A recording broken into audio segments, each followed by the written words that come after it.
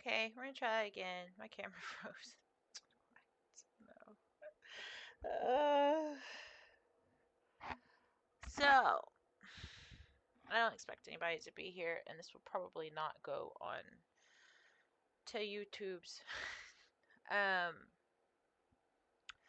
yeah, I'm just having one of those like really, really bad anxiety days because I have to go somewhere and do something involving lots of people at the weekend. And of course, nothing is working right. Um, so I'm feeling lonely and anxious. And thought I'd come here, even if nobody shows up and I don't really stream anything of note. At least I'm here. Uh, and stuff and things. Really disappointed because I can't get my light to connect. Because it's done by Wi-Fi, and so it's just like on the brightest setting. And I think that's the default setting. So I look even more like a vampire because now I'm super white. Um, yeah, it's just not. It's not. It's crazy. Anyway, yeah, I'll probably do a little stick around for a little bit. Intro, I mean, before starting a game. Really, it's not even gonna pretend to connect now. It's crazy because I absolutely love like everything in my house is not everything, but anything that can be a smart object is basically um and I'm getting to see that Wi-Fi based living is probably not the answer that I've been looking for my whole life. uh yeah, I think we're gonna do a cleaning game. We've got Power Wash Simulator, Viscera Cleanup Detail, and oh hey Jenny, I am so happy to see your name in my chat. It's very good to see you. Um, hope you're well. Oh, finally my light connected. I can't believe it. It actually didn't get that much darker. Um, but yeah, I'm just gonna probably clean or do a clean chill game, and this can be a chill stream while my anxiety continues to rise. I've got so much to do that I'm doing nothing. Exactly. Chill stream. Um, I still haven't gone and gotten an outfit for the wedding that's this weekend. So that's where I'm at in my life right now. Oh goodness gracious me. And everything. But I do need to do my intro, which is howdy folks. I'm your co-host. No, I'm not a co-host. I'm a host. This is not Rapid Reviews. But I'm your host for probably who knows how long. 15 minutes? 8 hours? Could be anything at this rate. Um, but yeah, and I'm pretty sure the follower I got yesterday is probably a bot. So I think I will be short a follower probably by day's end. Uh, which is fine. Everything's fine. It's great. Wonderful. I'm trying to figure out what I'm gonna play. Cause I've got House Flipper, which is a big contender. I could finish Viscera. Do I want that much thought into anything? Probably not. But okay, so wait, what was the other one? There's Viscera, Power Wash Simulator. Maybe I'll just start Power Wash. Wow. My brain. Let's see. The dogs are broken so loudly I've only heard about 2 sentences, but I got it. I'm fine. It's gonna be fine. Yeah, exactly. But although this is dazed and staring mindlessly into space, it really is very, very, very good to see you, Jenny. And stuff. So, wow, talk about chill stream. I can't even make a sentence. I think we'll do Power Wash Simulator. Why not? Why not indeed? I'll finish that map. But now I have to remember where it's at. Oh, there it is. Oh, goodness.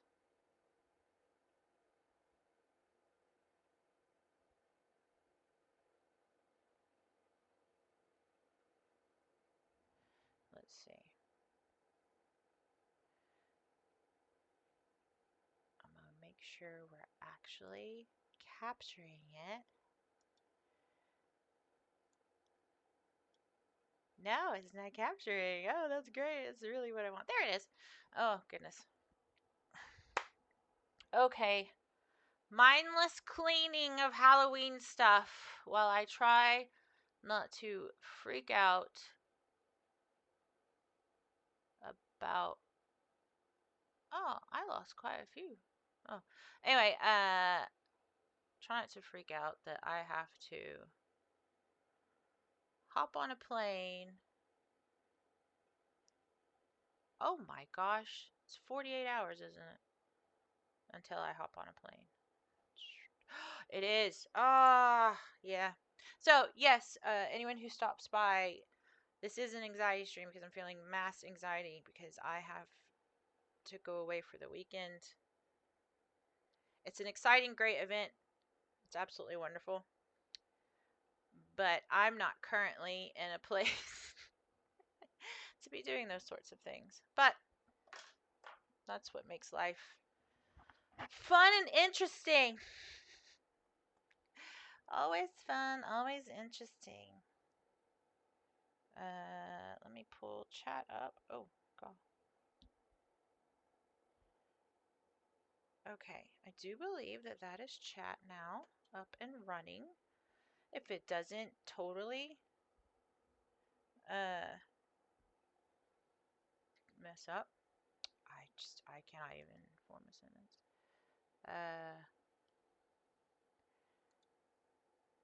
Okay.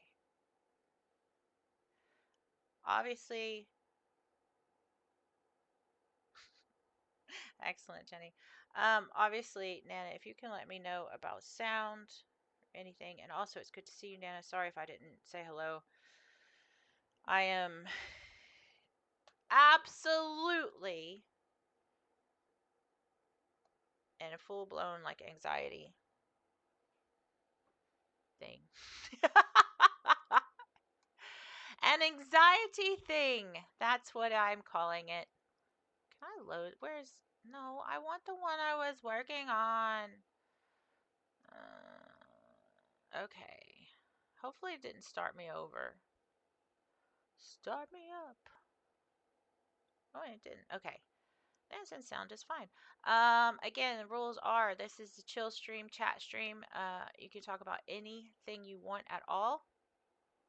No judgment. The only rule we have is that you don't hurt anybody else. And that's it. That is literally it. Bueno, Brencemente. It's good to see you. How are you today? I really didn't expect anybody to show up.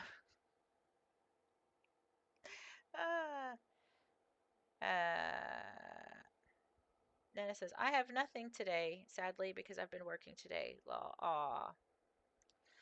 Yeah, Brent, I've been working on that because I think you're the only one that's picking up an echo.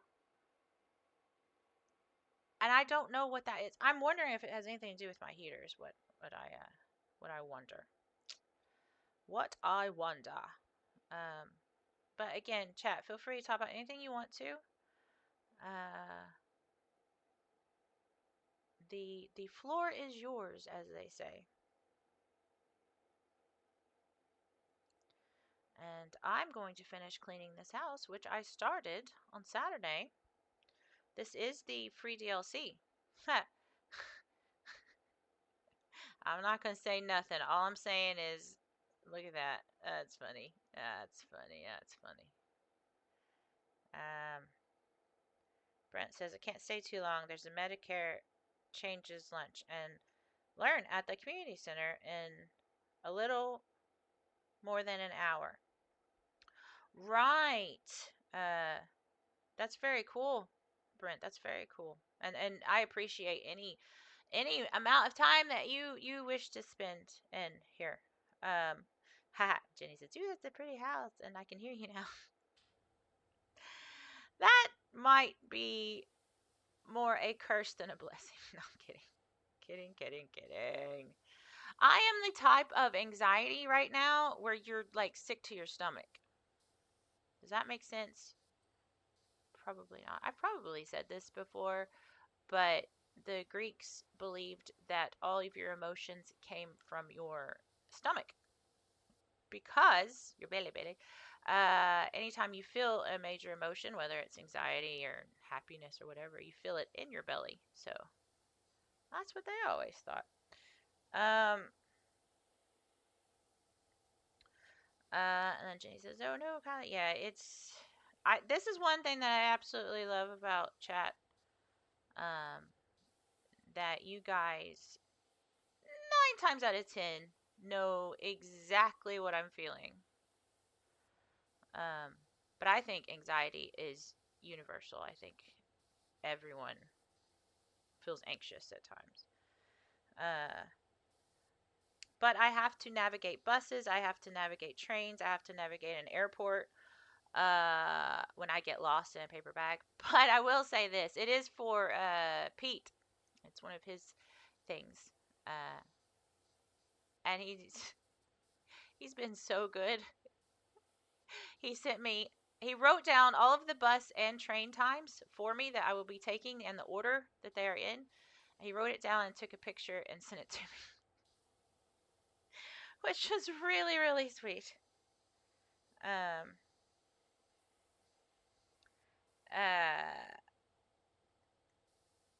yes. And again, apologies that I'm out of it. I'm really, like, on the outside, it looks like I'm slow and not finishing sentences and kind of coming up with answers very slow. It's inside, it's the opposite. Imagine watching a YouTube video on 2x the speed, 2 times the speed. That's my internal system right now. Which is why we're doing a chill game. But it is. It's exactly that. He's been a bit not saying what it is, but not hiding it either. So I'm not sure if I can just say that, but it is that. uh, and it's really cool because he's like, no, you're fine, you're absolutely fine. It's me and my not knowing, um, and stuff. But he's been so good because he's like, I'm gonna come pick you up from the airport. Now remember, this is his big day. He's like, I'm gonna pick you up from the airport. I'll walk you to the bus or train. We'll ride it together. We'll go to my house. Uh, we'll have lunch with him and his fiance, soon to be wife. Uh, and then my dad will take all of us over to the hotel. And then if you want to help out the family, like decorate and stuff, you're more than welcome to. And I was like, that is so like, it seems kind of probably silly to normal people, but I'm genuinely touched by that. And of course I'm gonna help. Like, when am I ever gonna get another? I will probably never attend another wedding in my life. Uh, just because I don't know that many people. And the ones that I do know are either married or they ain't getting married, and stuff like that. So it's funny because UK and US weddings are very different, very different. Um, And I have got to go buy an outfit. Nana says, no, I get it. That's really nice of him. It really, really, like, I'm literally, genuinely touched by that. And I'm weirdly looking forward to it. Like, I am anxious. I'm totally anxious. I'm totally freaked out. But it's not really a bad way. I just need to talk and get all of the nervies out. The nervies. Oh, Brent said, I got the bad news that my mom has COVID. Oh, no. That means I won't be able to vote. Oh, no, Brent. Oh, dear. Um, mm-mm-mm. Well, I forgot what I was saying. I completely forgot what I was saying. Oh, yeah. US and UK weddings being completely different. Which then made me remember I have to go pick out an outfit. I don't know the first thing about that kind of stuff because I'm usually either just wearing cosplay or gym clothes. So I'm like, okay, this is like a fancy thing and I need to look fancy, but not too fancy. Cause like, oh my gosh, Jenny, so do I. Oh my goodness. It would be such a good time. It just really would be. Oh no, didn't I? Did I? Weird. There we go. There is a ladder. I could just use a ladder, but why do that? Okay. Oh, I might have to. They're not letting me up here. Oh, that's weird. Okay. Whatever floats your boat, game. Ladder smatters. Exactly. Exactly. Exactly. Um, but I will say, I am looking forward to drinking. It's a terrible thing to say. That's awful. Um, wow. How am I supposed to? Oh no, there we go. Ha ha! I knew I could do it. Let's change you. This no, that one. There we go. Good old trusty yellow. Jenny says, we do actually need to meet up soon. Hopefully in the new year things will be more settled on my end. Yeah, I hope that for you for sure, and we definitely need to for sure. Because I think it would be an absolutely amazing time. But I have got to get out of this cave. I have got to. And by cave, for those who don't know, who are new and just now tuning in, cave is just symbolic. We talked a little bit yesterday about like having Asperger's, uh, being neurodivergent, the loneliness that it causes, even like in a crowd and stuff like that. Um, which is one of the reasons why I'm like, everyone's welcome here. Doesn't matter. No judgment. You can come right in. You don't fit in anywhere else. You're gonna fit in here. I'll make sure of that. But um, that would be very cool, Nana. Um, yeah. So on top of the wonderful, beautiful gift that keeps giving of Asperger's, I do have CPTSD. What is CPTSD? That sounds like a made up thing. It just sounds like PS or PTSD with a C added on. Uh, kind of is. No, I was severely abused as a child, like severely. Weirdly abused and neglected, which has always been weird to me how you can have both, but yep, I found a way. But one of the most common coping mechanisms for someone with CPTSD is withdrawal, isolation. They call it isolation, but for me, it's called withdrawal. It helps me kind of have a sense of control and stuff. And I've been basically hiding out in my metaphorical and I guess physical cave. So this trip over to Pete's is my first big being around people again thing. Experience? Sure, that'll work. Uh, uh, exactly, Jenny. Jenny says I stop functioning on many levels when I'm overwhelmed. Yes, but the longer you're in the cave, it's harder to get out. Yes, exactly, exactly, exactly. And then go like, thank you, Jenny, and you as well. Um, yeah, it's it's been a crazy. This week is crazy. In fact, I'm supposed to be doing a podcast appearance tonight, and I think I'm going to try and get out of it, which is going to be,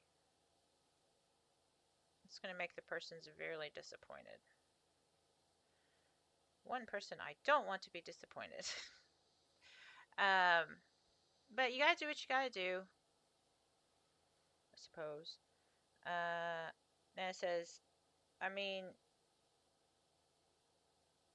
that's true too. It's hard to get out of the cave in winter, anyways. Had the first time of going into the cold season, as in the freezing temperature cold season, where I actually was like, do I really want to go down to my car, uh, drive to the gym, get out of my car where it's also freezing, go work out in a warehouse that's freezing, and stuff like that, and leave my nice warm. Well, my cave is warm, I guess. It's not cold. Uh, and stuff. I did end up going, which is good. It's always, always, always good. Because depending on what you like as a person, you personally like, um, what was I saying? Oh, yeah, things like that can help you move forward. I happen to love the gym and exercise. Not everybody does, so it's not going to have the same effect. That's why when they're like, "Oh, to get over depression, just exercise." Not if that's not your thing. Sorry. Um, oh yeah. Thank you so much, Jenny. Um,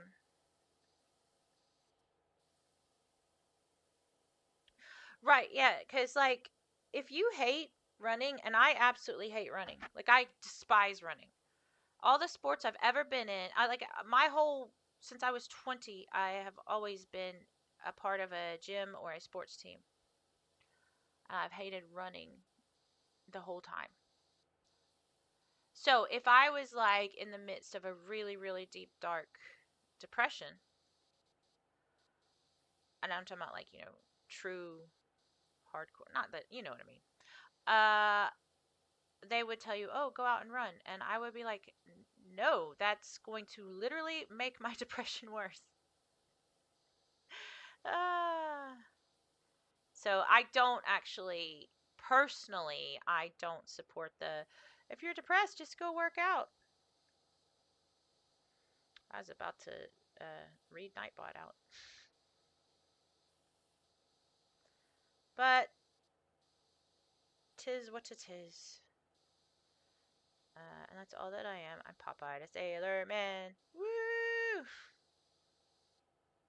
I'm kind of like, okay, so I'm probably going to buy a dress. But I have noticed that some people wear really, really nice, what we would call slacks in the US, but I think you guys call trousers, I think. Just really nice pressed ones. Because it's an all freaking day and all night event. which is one of the major differences between the US and the UK. Weddings, I mean. Um, oh, Jenny says, where are you shopping? Not the actual location, obs. Oh, okay, yeah, Nana says, yeah, I don't either. From my experience, it actually kind of makes me more depressed, to be honest. Yeah, I think it depends on the person. I am going, hopefully, only one place, but if I don't find what I want. It's called Yours, as in Yours. I don't know if that's a international chain or if that's just local to here. But they do like plus size stuff, and it's cut really nice for taller folks. They have ranges, of course, obviously. Like they have the petite range and then all the way up to you know, grande, my size. Uh, um Brent says, my mom must have heard me talk about her getting COVID because she immediately called after that message. Oh, talk about crazy, Brent. And then Jenny says, my. That's what I should do, Jenny. I'll open up a rival store across the street. It'll have yours and then my. I like that. Mine. It's good. Uh, oh, I see. Okay, sorry. Jenny says my favorite dress is from them too. Actually, yeah, I really like their stuff. Plus, no pun intended. They actually have um Hell Bunny stuff. I don't know if you are familiar with the Hell Bunny brand. Uh, they're slightly like edgy goth tinged, but not like in an obnoxious like you couldn't wear it to work type of way. That if that makes any sense at all, probably not. Um, yes, exactly. Yes, gorgeous. Yes, love their stuff. They cut so well for curvy folks. Um, and yeah, one of my favorite. Oh, I did the wrong button. My favorite dresses is from there as well. Which, ironically enough, I've lost too much weight to wear. I'm not sitting up straight right now, but yeah. Um, that's very kind. Jenny says, I don't think you need plus shops though, my love. Um, it's weird because I think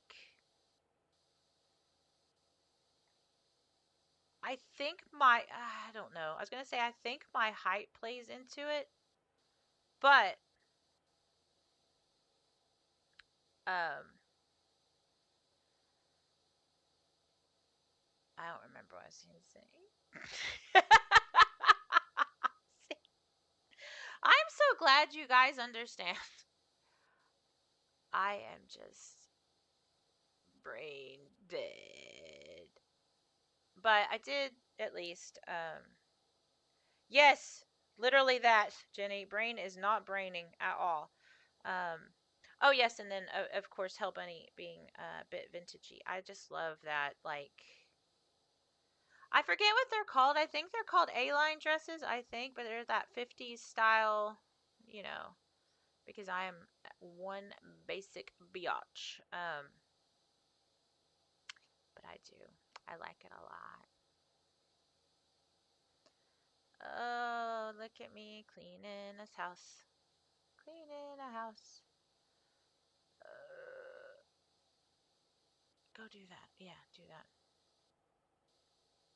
But I did, I haven't been to the gym since Friday. And today we went and we lifted weights, which is my forte. Um, and when you lift weights, actually, if you do any kind of sports thing, anything, like you have what's called the personal best or personal record, so PB slash P are, um, and stuff.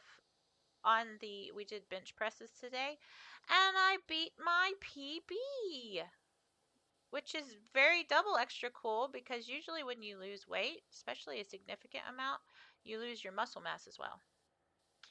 You lose your strength. But I didn't. I pushed it up, and I was very proud of myself. But then, so that was a bench press, which goes this way. But then for the skill work, we had to do push-ups because my goal is to do push-ups on my toes, like normal push-ups. And so we started doing the drills, and I went to like push up for obviously because that's a push-up, and nothing worked. It was just like I just was like laying there. Luckily, my trainer knows, and he like looks for muscle tension and stuff. And then we talked about it, and he's like, "Okay, well, why do you feel?" Yes, exactly. Scary push-ups on toes. Exactly. Um, he's like, "Well, why do you feel like you're not able to do this or whatever?" And we were saying something, and I was talking about how frustrated I am because I'm a perfectionist, and also very, very, very, very, very competitive with myself. Um, and so not being able to push up was a weird sensation and also frustrating. So he's like, we delved into it and stuff. Well, here's something I never thought of or took into account. When I had all of my surgeries on my arms, which I'm pretty sure I mentioned yesterday, possibly on Saturday. It's from a autoimmune skin disease, and so I'm doing what's called management because you can't cure it. It's your own body doing its thing against itself. My own body hates itself. That's true. Um, but I did not even think about it. Both my underarms have been sliced into to the bone, and they cut through all of my muscles on both sides, and then stapled them together to heal. And so I've been in training. I've been in this specific type of training for almost 10 years, and I'm still not able to do like a fully on my toes push up. And I was before my surgeries. And that's when my trainer was like, "Yeah, Kylie, your muscles have been cut. Why are you even thinking that you're going to be able to use them?" And I was like, "Yeah." Jay's like, "Yeah, that's not your fault." Oh, um. Also, Brent, I think I caught the echo you're talking about. Hold on, but I think this is going to mute me. Anyway, I just got a slight echo in my own headset. Um. Yeah, so I just didn't clock to that. He's like, "Now that's not an excuse, that's not to say that you'll never do it, but it is going to be twice as hard for you," which fucking everything is, of course. I can't catch a fucking break because I've had abdominal surgery. So all of those muscles were cut, but I have a strong as fuck core. So I don't know why. Yeah, I don't know why the ones on my arms are giving me the most jip. It's so weird. It is so weird. But it is weird because like I'm so fucking strong and like just random stuff and then do a push up, Kylie, and I'm like it's not happening. ah. I have two goals in life, and that's to do push ups consistently on my toes. Um, it's not just a one of, I want to do it every time. And then my greatest goal that I've had since my surgeries is to do one traditional verified pull up. Uh, because that's virtually impossible, and I like things that are impossible because it's never impossible to me. So, um, and everything. And again, apologies to anyone who is just joining us or who shows up while I'm doing this. I am in crazy anxiety town, which causes my outside to shut down. So if I seem weirdly quiet, or if I miss a question, or if I miss a comment, please do not feel bad about repeating anything and everything. Anything and everything, as they say. uh, but, and then here's the weird thing, which could be just neurodivergence, actually, and it probably is. I have just taken to just eating toast every day. I don't even eat food, I just eat toast. I used to eat a steak every day, and about 2 weeks ago, I was just like, no, no steak for me, just toast. And I'm like, really, body? There's like a lot of food out there that's very tasty. I don't care, just toast. Toast and butter. Like, you don't even want to put, like, ham on it? Make a ham and cheese toasty? Nope. Only toast. Yep. Um, Jenny says, I feel like there's a song in that. Break into song, please. I wouldn't be surprised if I did.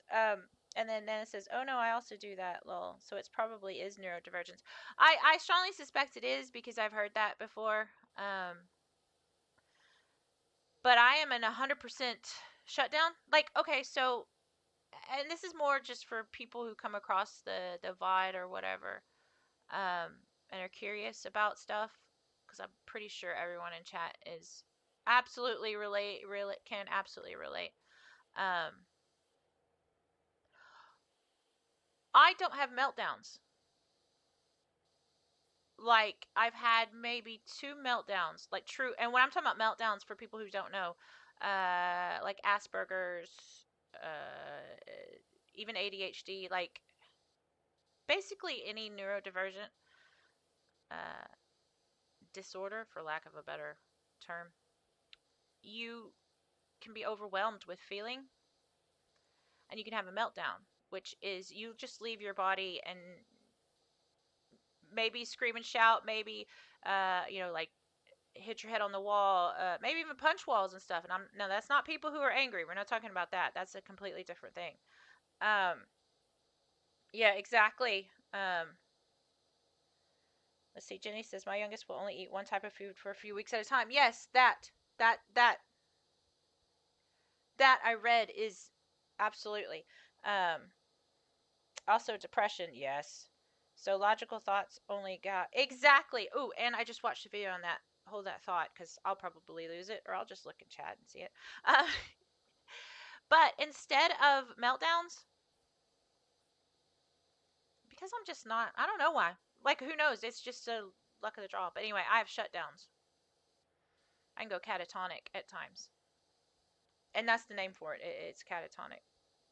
And when I was a kid, and they definitely, like, girls did not have any sorts of neurodivergence at all. They didn't have ADHD.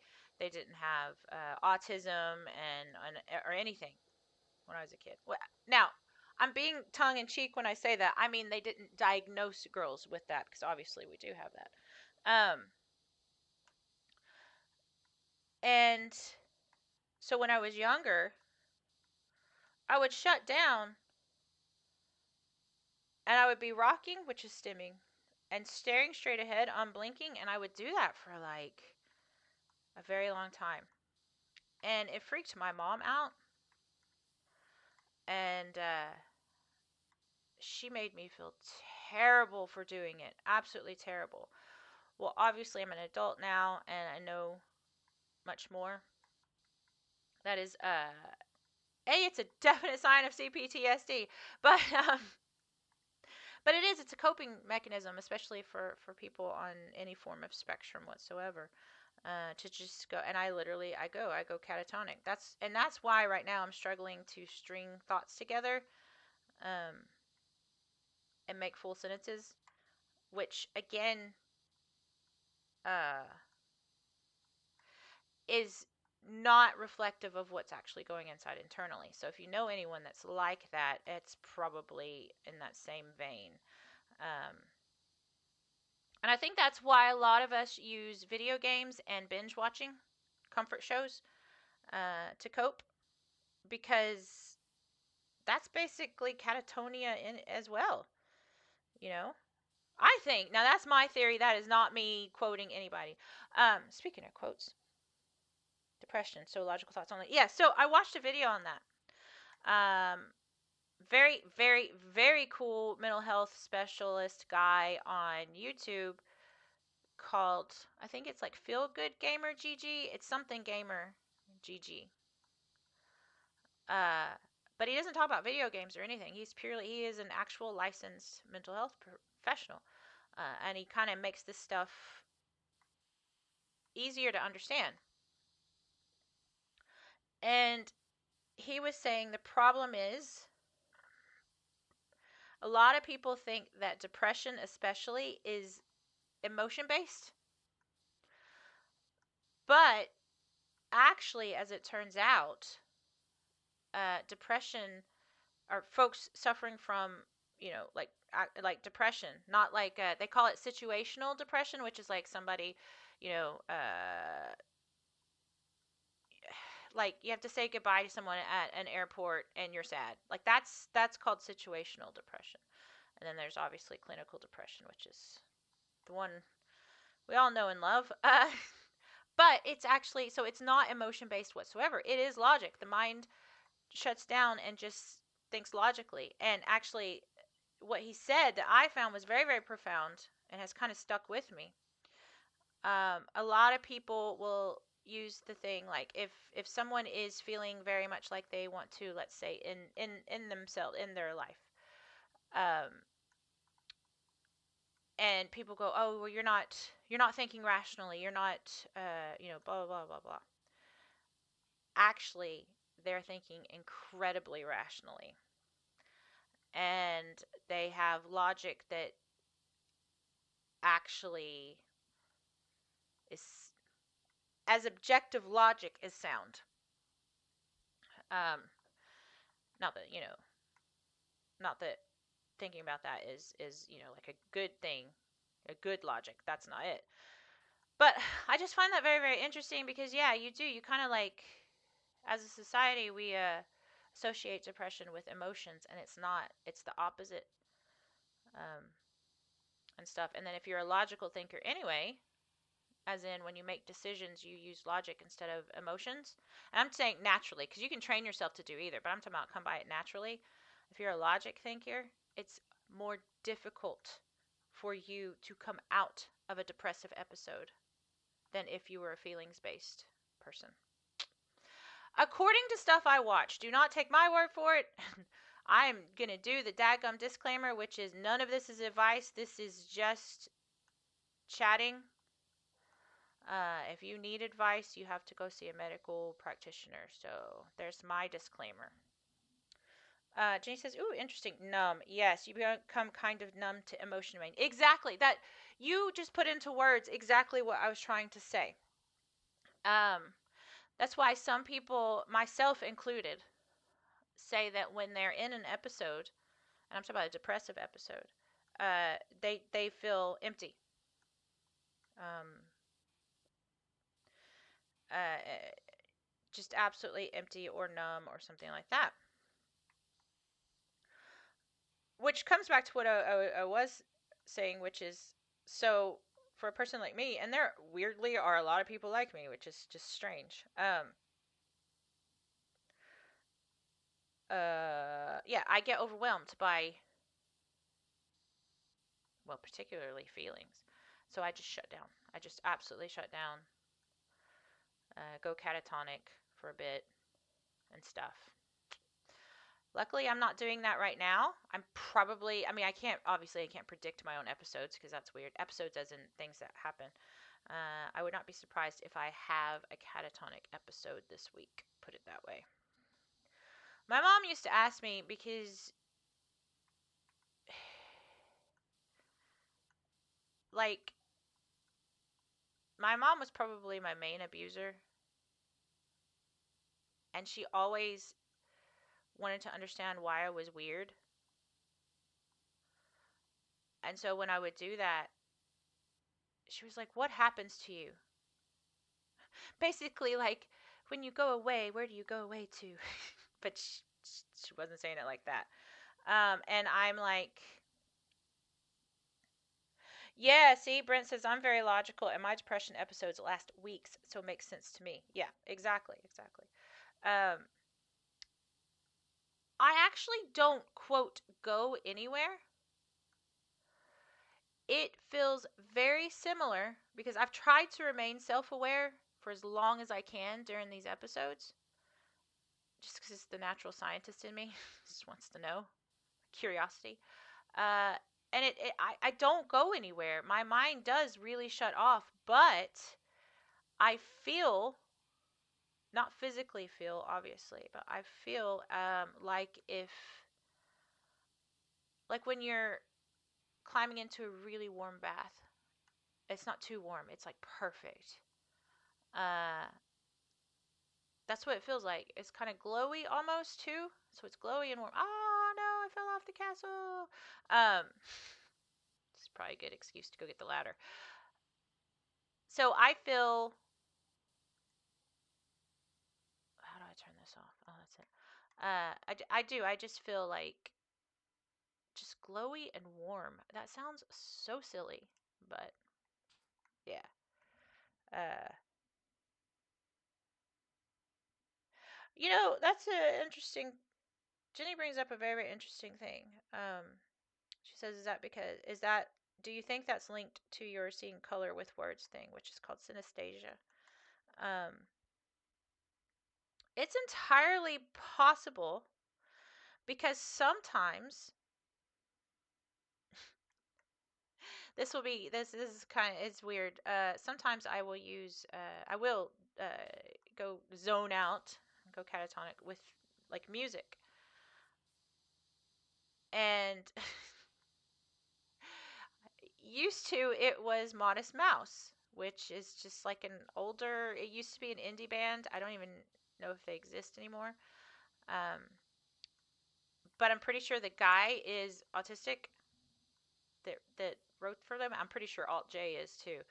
But for some reason, I could just like zone out to that. And yes, the colors were beautiful. But I'll tell you what I really love being having synesthesia and listening to. There was an old radio show. It's still going on. But it's in the 90s, but it's still going on. Called Hearts of Space, and it was like new agey kind of relaxing chill vibes beats type of music. Oh, I would put that on, and so for those who don't know, with synesthesia, you can see colors, like I said, usually corresponding to sound, and you're not high. It's not a drug induced thing. It's just some crossed wires in your brain that just happen to make things really pretty. Um, oh yeah, definitely. Nana says I always zone with music. Sometimes though I do it like if I'm shutting down, I don't know that I'm going to quote zone out, so I will not have anything playing because I just I didn't know it was gonna happen and stuff and yeah, I'm fairly certain I'm gonna have one of those. The thing is though, like after I have that, it's not like life gets suddenly better and I can cope with it better. I think it's just like it's like stimming. It's just something I have to do. I don't know if I can put that in any better phrasing um, and stuff. Because like when I am emotionally upset, there's two stims that I do, which is pacing and rocking. Um, lately, oh my gosh, the I take care of a person who's got a very, very, very bad illness, And sometimes, if he's not feeling too in pain or whatever, I like to leave him alone while he's coping with stuff. But he helps me a lot. And I have been in his office all week pacing. Wearing out the rug, wearing out a trail in the rug, not really, but you would think so. Um, but just pacing and talking, pacing and talking. Oh, hello, lady. Haven't seen you in a while. Um, Jenny says it allows processing time, perhaps. That's probably it. Haven't been through in a minute, so wanted to pop in alert for while my partner and I go get lunch. Oh, thank you so much. Have a lovely stream. Thank you. Um, you've been streaming a couple times. Unfortunately, it's been just at strange times, but I have wanted to pop by yours as well. And as soon as I learn how to raid, I will raid you. But thank you very much. Um, and also, I hope you have a lovely, lovely, wonderful lunch. And it says pacing and talking is also what I do, and my mother hates it. Oh yeah, yeah, absolutely. Uh,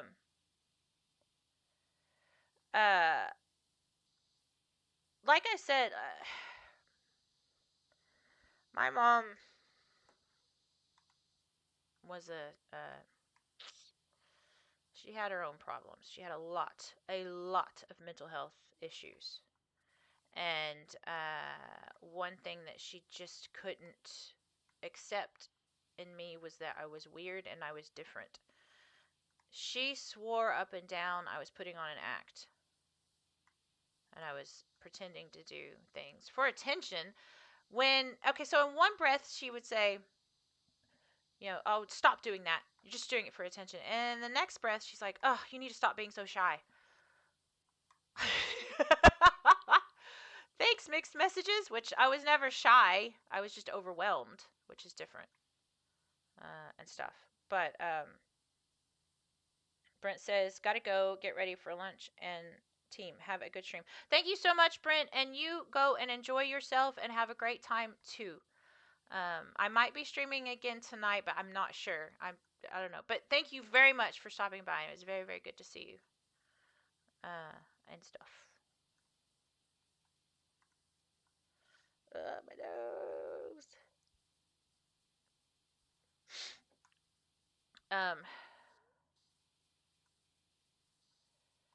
I was going to say something else and it's gone now, and my brain's still not working. Um, yeah, so shutdowns, I think, is exactly like what Jenny was saying. And it's like, I think it is allowing for processing time. And it is during emotional things because I have no connection to my emotions.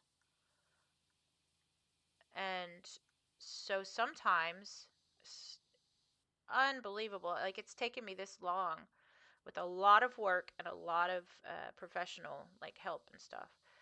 But sometimes I will be acting just batshit insane. Not, let me rephrase that.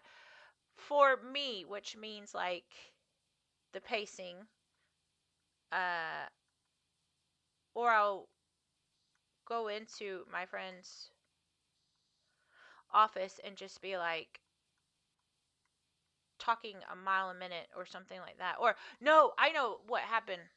Last week, something happened on like a Monday or something. And it was pretty upsetting, whatever it was. I blocked it out. And the first thought between like him and I was like, oh, I'm really handling this well. Okay, that's cool.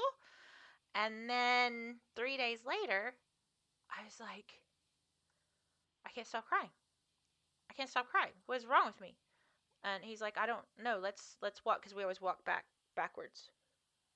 Stuff. He's like, okay, blah blah blah. And we traced it back to this thing that had happened on that, let's say, Monday, and it was like it clicked. So sometimes I don't know what I'm feeling. I just know I'm feeling. but I can't identify it. And my therapist lady gave me what's called an emotion wheel, which has proved invaluable. Um, and it's also like, if you're curious what I'm talking about, you can look it up. It's just emotion wheel. It's very commonly used in lots of different avenues. And that has helped a lot. So it's not that I don't feel. I definitely feel. I feel less than the average person. And but what I do feel, and when I can recognize it, it's very deep. Um, so, say I can only feel love, sorrow, anger, and joy. And that's about all I feel, to be fair. Um, but when I feel joy, you hear people say something. There's a phrase called autistic joy. That's just what they call it. It's because, like, neurodivergent people, when we experience things, because we're so sensitive to, well, just sensory overall. So when we experience like joy, it is turned up. Uh, yes, exactly. Little Dancy Dance with Joy. Yes. And there's something that I've done that was, it's weird because when you as you get older, and if you're in therapy, especially if you're neurodivergent, you find out that what you thought was your quirky personality is actually a very stereotypical thing, and like everyone does it that is in the same boat with you. But I didn't know that doing this, when I get happy or excited, and sometimes you even catch it on rapid reviews, that's neurodivergent. I was like, what? Everybody does this. And my therapist was like, no, they don't. Or sometimes, like, even at the gym, I'll be walking like this. Um, and my trainers will, exactly. My trainers will, one of the most obvious symptoms and or signs, I guess, and I didn't pick up on it, but I'll be walking around like this. My trainers are like, "Oh, your arms must hurt," and I'm like, "Ah, it does. There's nowhere." I'm like, "Oh crap, I'm T-Rexing. Oh crap," and walking on my tippy toes. Um, Again, thought that was just me and my little quirky self. No, no, Kylie. You're not special. That is very things. Yes, exactly, little T-Rex. Yes. And I'm just like, "What? I can't believe it. How am I supposed to get up there? You devils." Oh, I know how. Hello, giant scaffolding. Oh, I'm going to take down here. Oh, wait, this isn't Hitman. That's not how you run. Um, so it is weird finding out some of your quirks are not quirks. They're signs, classic signs and stuff. So that's always interesting. Um, and then there is something, this is what I've noticed. We were talking about yesterday about being like outcasts and lonely and all that kind of stuff. There is something about being in the neurodivergent, neurospicy, as Jenny does call it, um, like category over here. There's something about that just outright angers, quote, normal people. Um, like sometimes you'll read articles about, oh, my 8-year-old daughter has severe autism, and when we go out to eat, she only eats macaroni and cheese. That's it. And the place we went to was out of macaroni and cheese, and so we got her like a baked potato instead, and it was awful. And then this waiter came in and saved the day. So it's one of those like feel good stories, blah blah blah. But then you see in the comments that Yeah, exactly. Only last couple of years that people realize that those actions are common in the neuro community. Exactly. Nana says neurospicy is a good way of putting it. I know, I love that. Um, but you'll read the comments section when people are telling this story, and it's full of quote unquote normal people going, "Oh, you're just catering to them. You're giving in to their, you're spoiling them. If that was my kid, or if you were my mom or dad, I would have beat them, and and blah blah blah." And I'm like, where the fuck is your compassion? An 8-year-old having a meltdown in a restaurant because you know their comfort food isn't there. First of all, it's not hurting you as the person, but the other person is hurting. Very hurt. They're not doing that just because they're spoiled. Um, that is one of the things that probably infuriates me the most, that quote unquote normal people, average, the normies, uh, they don't understand this stuff isn't being done on purpose to like disturb you and in your world, Believe me, I think if that 8-year-old could make decisions for themselves, they'd be like, well, I want to like all of the foods all the time. you know? Yes. Um, exactly. Um, but it's just so funny. Um, because I say so funny, I think that's just a generic phrase I use because it's not funny at all. Normal people, so what they used to believe, I was reading this the other day, what they used to believe was that anyone on the spectrum, uh, yeah, they just don't. But people, oh crap, come back, thought. I had you. Come back.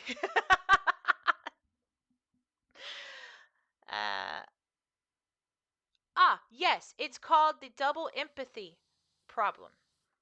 For decades, when they first discovered certain things like autism and just other neurodivergent things, um, people would claim, especially autistics, didn't have empathy and they were robots. And in fact, one of my nicknames growing up from my beloved mother was Robot Girl. Because, I guess because people judge a book by its cover. And if you're not doing the outward stuff, they just assume that you're not feeling in here. Now they've come to find out it's the opposite. Yes, exactly. They just float away. It's just like, oh, there's my next train of thought.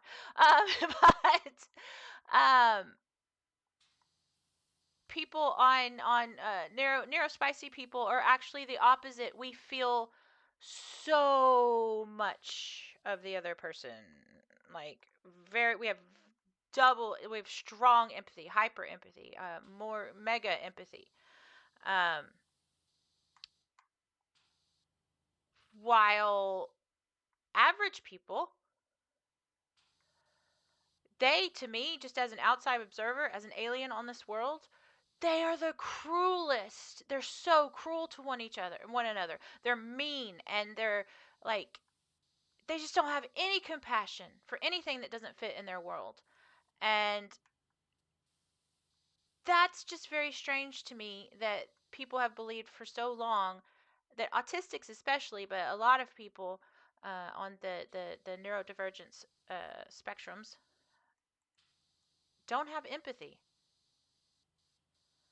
And it's like, that's crazy to me. That is absolutely crazy. And that's why you'll see a lot of like TV shows and books and stuff, um, when they're portraying sociopaths, which is called ASPD, by the way. So when they're portraying sociopaths, they end up portraying autistic people because they think that a sociopath or a psychopath. um, Yes, exactly. So Jenny says, I'm so in tune with other people's emotions. People think I'm a mind reader. Exactly that. I'm like, no, I'm just a people reader. It's obvious to me. And funnily enough, the only thing that so I struggle super hard with body language. I don't get subtext. I don't get hidden meanings. I don't get symbolism, as in, like, I can get it in art to an extent, uh, but I cannot get it talking to people. I can't read expressions very well, and I don't really understand tone of voice. The only thing that gets me is like yelling. Yelling will shut me down. I will regress to a terrified child when there's yelling around me. But I think that's more the trauma, not the spectrumness. But I'm sure it'll come back. I'm sure it'll come back. What was I thought? Oh, reading. So the only thing I can read in people is pain. And there are some people whose pain is so strong. Now, it can be physical or emotional, but I'm talking about emotional, being able to read it. Like, it's so strong that I hurt for them. Uh, and stuff, but outside of that, it is very difficult for me to read. If you're not smiling a big giant smile, an over exaggerated smile, or yelling at me or crying or something, I can't tell what you're feeling. I just can't. I think that's the front part of the brain. I believe it's the temporal lobe, and mine is comparatively shrunken. So I just can't read it. Sometimes I'll be like, "Oh, hello, Pylord. You can." Pylord is correct. You can read pain because you're the one causing it. Oh my gosh! So Pylord says, "What are you doing on? It's still light outside." For like 2 seconds, that's for sure. Is it? Oh, it is actually still light. Today at the gym, like I said, we were doing bench presses, and when we do bench presses, because we're lifting such heavy weights, we tend to have spotters. And I had a spotter today, and he's very excited to spot me. Let me tell you that much. He goes, "All right, Kylie." He was looking down at me while I was on the bench. He's like, "What's your safe word?" And I was like, "Pineapple." And they all had a very good laugh over that. Oh, goodness. Needless to say, I did not need a spotter at all. I handily lifted that weight and stuff. But so that has definitely led to communication issues in friendships and stuff. Because people want you to be able to read their emotions. Usually, people seem to be mostly non-confrontational. I am not non-confrontational. I'm very confrontational. Sometimes too much. But yeah, because they're like, well, couldn't you tell I needed a hug? Couldn't you tell I was having a terrible day? Couldn't you? I'm like, no, I couldn't, and that's not anything against you whatsoever. So usually in my friendships, I oh, hello, Pete. When was the last time you power washed anything at home in real life? The actual answer to that, it's been a few months, which, if you know anything about me, that's a bad sign, because I love power washing my house big time. I power wash everything. Um, I even power wash rugs. That's a thing, by the way, and it works really well. Uh, but also, how are you today, Pete? I'm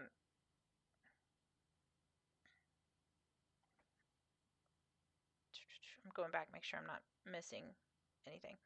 Um, so yeah, so that's one thing. If you ever do meet me in public, in real life is what I mean, not public. Uh, And if it seems like I'm being a total dick, because I come off as a total dick. I do. It's not intentional. You have to say, I was really sad when you did that. I had this friend. We're definitely not friends anymore. And she like the last act, her last act of trying to quote salvage this friendship was she unfriended me on like all my socials. And I was just like, "Oh, okay." And she came back like a week later and she was like, "What the fuck?" And I'm like, "What?" Um, Brent says this is Brent just left, by the way. Pete says this is true. She's a total dick. I am. Uh, I legit am. Um, but yeah, so she unfriended me on everything, and then like a week later was messaging me going, "I cannot believe you. I cannot believe you. Uh, you're just gonna just let everything, you know, disappear or whatever. I don't know. Haha. Oh no, that's still not working. Um, and stuff. And I was like, okay. And she's like, I unfollowed you on all of your socials. And I was like, yes. And she's like, you were supposed to like come after me and say what's wrong and try and fix things. I was like, oh no, I don't do that. And I wasn't being a dick. I was like, I think that everyone is in charge of themselves, and if she wanted to walk away like that, I was just like, okay. Like I wasn't mad or anything. You know, and she was like, really? Honestly, you didn't get that? And I was like, on what planet am I supposed to be like, oh, she unfollowed me. Oh my gosh, I need to go chase her down. Like, what is the logic in that? Well, come to find out, it's what normal people do. It's very, very absolutely normal behavior. And I'm just like, I don't know. I just go along with it. Yeah, exactly. Jenny's like, I would not get that either. And then it's like, who even normally would do that? If I'm honest, I do believe like, and I do think sometimes she stops by and watches. 'Cause she got caught out. She got caught out a few weeks ago. So yeah, if you're watching this VOD, you know it's about you. She got caught out because at 3 a.m. she accidentally liked a picture uh, on one of my socials, and I was like, really? And then like unliked it immediately, and I was like, really? Uh, you? We haven't even spoken in like 3 years, and she's still after all my stuff. Um, but anyway, I do believe she's a narcissist. Yes, she's that's insane. That's crazy. Exactly. Uh, Jenny says it's a very childish thing for sure. It absolutely is. um, I don't even think a normal would do that unless it's a close friendship or romantic relationship. People are weird. People are very weird, Pete. Um, and Nana, it was the one that said that other thing. Yeah, but I do like I strongly attract narcissist or self-centered people, selfish people. It's just natural because that's my family dynamic, and it's, child wounds, core child wounds, and blah blah blah. And she did tell me she was in her car and she's like, Kylie, I know that I'm very self-centered, and I know that I'm very selfish, and I've been told that, and um, you know, I don't really know why she was telling me that. But she kept wanting me to hug her, which I don't do. Um, sorry, but I don't. I'm touch averse, Aspie. And so she would get very upset about that. And she was one of those people who always, always, always, always was in the middle of a crisis. Always. Always. Some of it self inflicted. And then one time, this person that I am. Well, see, I did. Let me see. Jenny says, do you have a sign that says weirdos here, please? I know exactly. That's what I need. That's what I fucking need. And Jenny says, did she love you in a love way? I wondered that. I'm going to be honest. Because one time we were sitting in her car. Oh, what we were doing. She's giving me rides a lot to places, and I have no idea. But we were just sitting there talking outside my house, and she's like, oh, I just want to say you did something right now, and you look just like her favorite, or the movie star that she had a crush on. And she's like, oh, that's crazy to me. You literally look just like him in that like half a second. And I was like, oh no! I may not can read body language, but some stuff I know very well. And yeah. So, and yeah, I know you're probably going to catch this. So enjoy. But she's on my TikTok too. But one time, I'm going to say this, and it's going to give away to her that it is actually her. Yeah, exactly. Oh dear lol. And okay, yes, that one is yeah, she might be in you that kind of way. Exactly. That would make some sense with the unfriending them being cross that you didn't chase her. Yeah. Which I just don't do that. I'm not inclined that way because my brain doesn't go there. I just never thinks about stuff like that. I'm such a like straightforward, blunt person. I just take you at your word. If you you can lie to me and I'm gonna believe you. You know, but yeah. So one time she, yeah, you're gonna know it's you. Um, she was my workout gym buddy, and we were having a cookout at the gym, which we often do, because food's very important to people who go to the gym. Now, I couldn't eat anything because even the hamburger patties had gluten in them. And my trainer was like, "Ah, you suck." I was like, I know, but it does smell amazing. But no, I'm just gonna stick with whatever, makeup, whatever. Um, and so we were sitting around chatting, and she disappeared. And my trainer came up to me, and he was just livid. And he was like, "Kylie," I was like, "Yeah."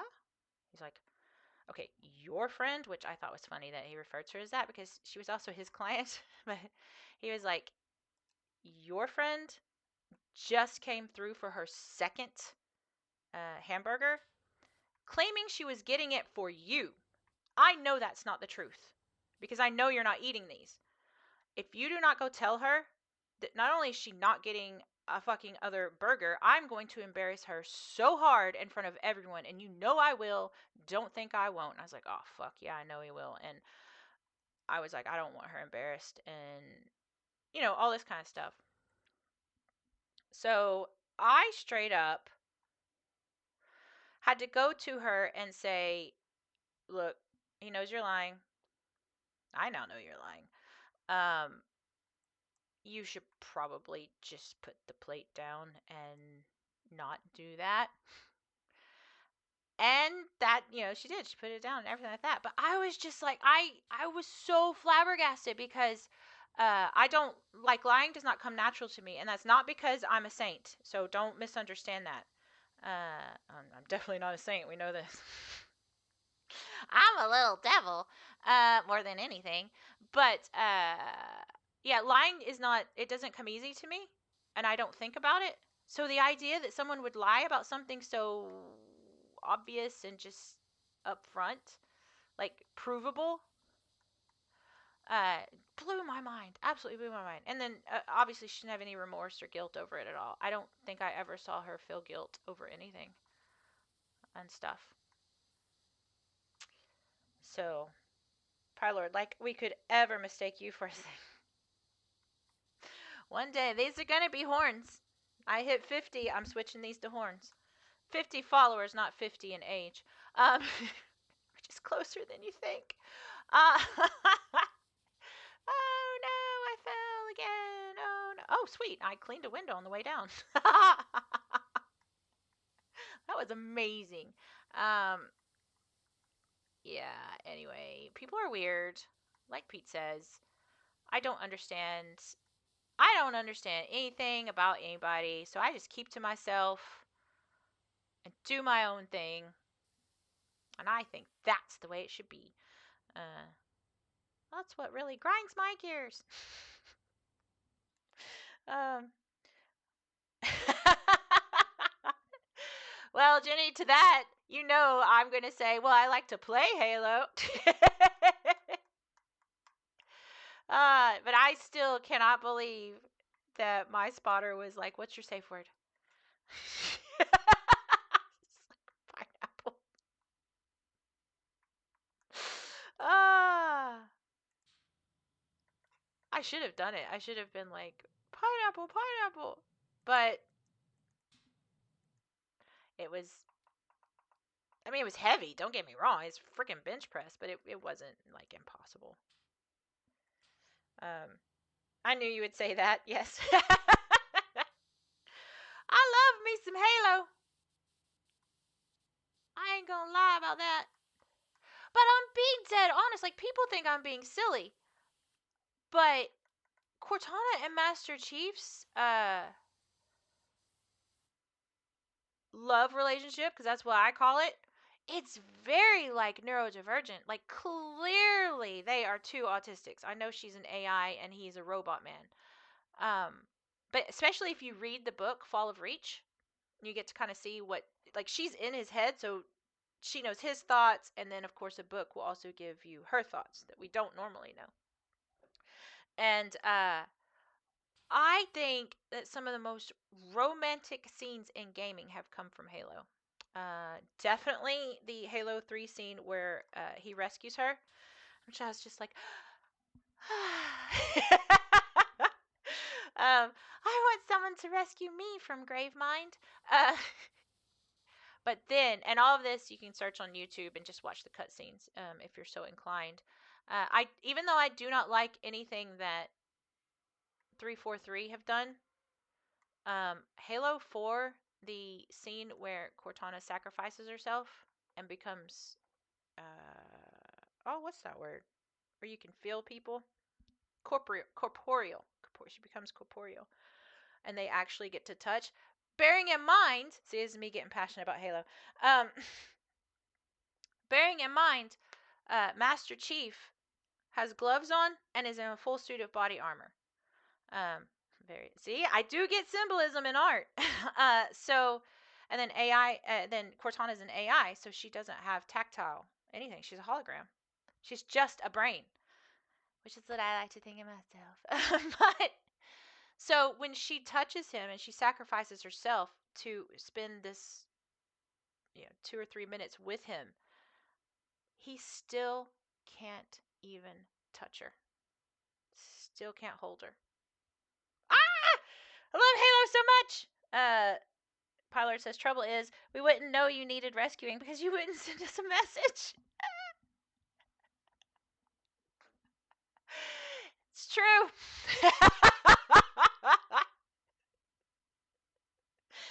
Poor Pylord. Pylord, he's in the same boat you are with me and my messaging. My infamous rate of messages and stuff. But yep. Jenny says it's fucking true. Yep. That's true. That's true. It was funny. I was telling someone the other day because a lot of people talk to each other through. And then Jenny says I'm terrible. Also, a lot of people use Facebook Messenger, and they use it as like a messaging, like instant messenger or texting or WhatsApp. They use it like that. For me, Facebook Messenger's always been email, like an email. It's like an inbox, like stuff. And Pete says, you Facebook Messenger. And then Jenny's like, so weird. Like, I don't like That's just too much. Why so many people? Why? And stuff. And then the lovely Discord that I only check once a week. So if you don't, so sad. I think on Sunday night after Pete and I were done with the show, and then I go off of Discord, I think someone like Danker, maybe Brent, I think it was Danker, messaged me, and I was like, "Well, you won't be getting an answer to that for the next 7 days." Oh my goodness. Ah, there it is. I knew there was something I was missing. Oh, yes. MSN, though. Those were the days. Yes, yes, yes. Pete says, I wish MSN still existed. Sometimes, like, uh, something, I was watching something, maybe? Well, I was definitely watching something. I just don't know if it was on YouTube or, like, Dexter or something. And that sound of Instant Messenger, just, there was just some sounds. And I was like, oh my gosh, like, instantly thrown back. And I was like, I freaking lived. Now, see, then, oh wow, that is weird now that I'm saying this out loud. I was always on Messenger. Always. Always, always, always. That's so weird. Um Pylord says my son will only call me through Messenger. Doesn't ring the phone, just says message. Yep. Uh the my friend that I take care of, when he phones me, he only phones me through what does he use? Cuz sometimes it's WhatsApp, but not really, not lately cuz I'm not been on there. Uh but it's something. It must be like Messenger or something like that. Um And then Jenny's like, mine will only let me call through WhatsApp. See, that's those kids. They know that up and coming generation. It was funny because on Sunday we had a guest, and he was talking about his daughters being able to play on touchscreens, games that you would normally have these analog sticks for, but they do it on the touchscreen.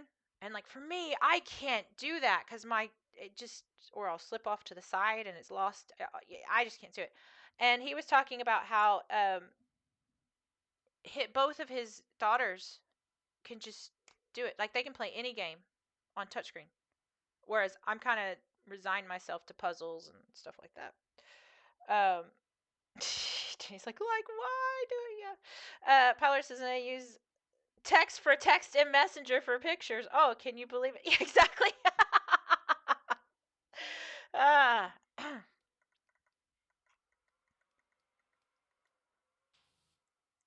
Is so funny how technology's like, I mean, it seems very cliche what I'm gonna say, but they just evolve and change, and like the generation coming up, that's just, they just know how to do things. They just know it. So anyone born like after, well, I was gonna say 2004, but maybe even 2000, uh, they're all into that, like calling through apps, messaging constantly, and so, oh my gosh, and then, oh, this was very funny. Um, the guy I take care of, his parents come over and visit a lot, mostly his mother. Sometimes I see his dad, and they're in their 70s. And so she was sitting on my sofa, and her phone went off, and she went, it's her sister. It's my sister. She's sending me another feckin' photo. She's out in like Greece or something like that. She's like, why the feck would I want to see that? Why? What does that do for me? And then she sat there and gave me like an earful of, uh, why do people take pictures of them like holding, champagne, standing in front of, they were at Wimbledon and that irked her. She was like, why do they do that? Why are they posing with champagne in front of Wimbledon and then sending the pictures to their friends? I don't understand. I don't get it. Why are they standing on a bridge? Like she sent me this photo last week. She's standing on a bridge. So, and I was like, wow. Yeah, I was like, wow, that's baby boomers, by the way. They're the tail end of the baby boomers. And I'm like, wow, you really are different than this generation. First of all, I would love to see pictures of my friends standing on bridges in Germany. Like, I love that. And and you better believe if I'm watching a tennis match at Wimbledon, I'm gonna take a picture with the tennis match behind me. Like, what? And everything. And I was just it just really highlighted the differences in generations, and we'll start to see that on our own self, coming up. Pilot says people think I'm old because of my age. And rapid reviews. Pete says showing off. Oh god, you can tell my brain is tired. I'm just reading what's on the screen. Which that's what I'm supposed to be doing, but you know what I mean. But another thing that I found very interesting, so people complain every generation that the generation before them is old and out of style, and the generation in front of them is disrespectful, self-centered, cruel, blah blah. Not cruel. That's me throwing that in. Yeah, yeah, exactly. Jenny says we won't see it when it's us. That's right. Actually, going to what I'm about to say. Um, they're so skippy. They're so skippy. But they found etched in, I think it was Greece, not Rome. I absolutely love the Roman Empire, not gonna lie. But I think this was actually found in Greece. Yeah, it was. Graffiti. No, it was Rome. Graffiti in Rome that said, I fear for the next generation coming up. They don't respect their elders. They're lazy. They're self centered and entitled. And blah, blah, blah. And I was like, this is 6,000 years ago. 6,000 years ago. They're making the same complaint that older generations are making now. That cracked me up. My favorite way to irk my kids is to use their slang. Yes. Um, Oh, what was the slang word? Somebody used a slang word the other day that I know is too old. It's what was it? And it made me laugh so hard. I don't remember. It might have been drip. I don't think it was drip, but it was along the lines of that. They're like, "Oh, his drip's so on point," or something like that. And I was like, "Wow, you're old." And they're younger than me.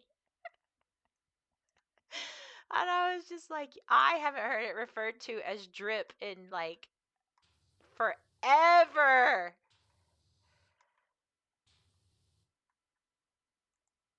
No, go back, go back. Pyler says, in reality, I'm a 30-year-old in the body of a 53-year-old with the mind of a 12-year-old. Yes, aren't we freaking all? I, I am such a child. Um,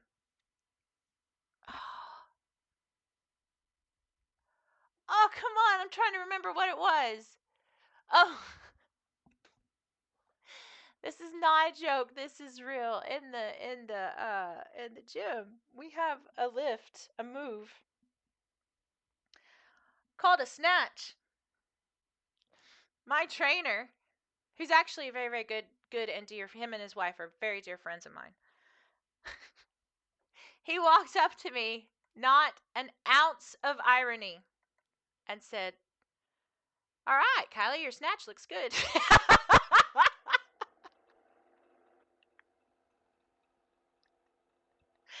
I nearly fell down and started laughing.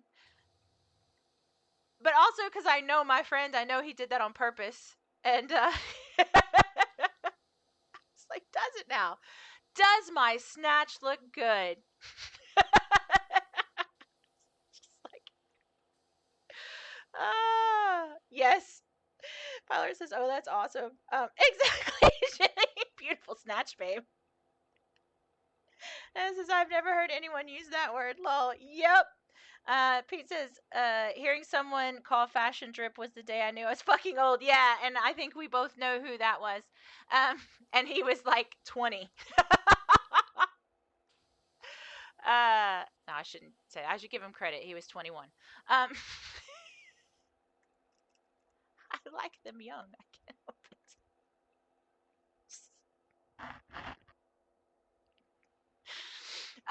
my gosh. Anyway, so yeah, nice snatch. Same about the jerk. Well, see, that's another thing too. So we have clean and jerks and snatches. And so that is, yes, I also giggled at because my other trainer, who I've got a very weird relationship with, and he was like, "Yeah, Kylie, I'm gonna need you to jerk that for me." I was like, "Sure." Oh, oh, you meant the bar. But he knows. Now he pretends like he doesn't know what's going on. And then we were all sitting around after a gym session one day. He's the gym owner. And he was like, "Yeah, what's your plans for the day?" And everybody says their plans. He's like, "Yeah, I think I'm just gonna sit here and polish my bar." No, polish my shaft. He's like, "I'm gonna polish my shaft." And I was the only one. I was giggling. I was like, I was the only one, only one. And then finally he broke. Because at first he was like, "What's the matter with you?" And he broke. He was like, "You thought I was talking about my penis." I am a child. He says, "Jesus." No. Yes, exactly. Oh my goodness. That's wild. So 49 weeks. Oh, that's.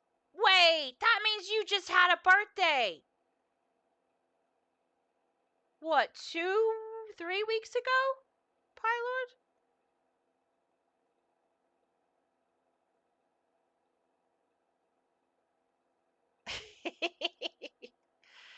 Oh my goodness.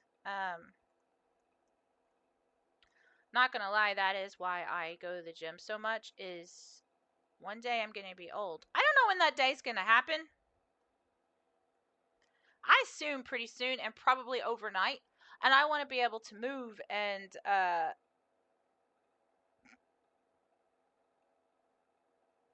wait. Oh, I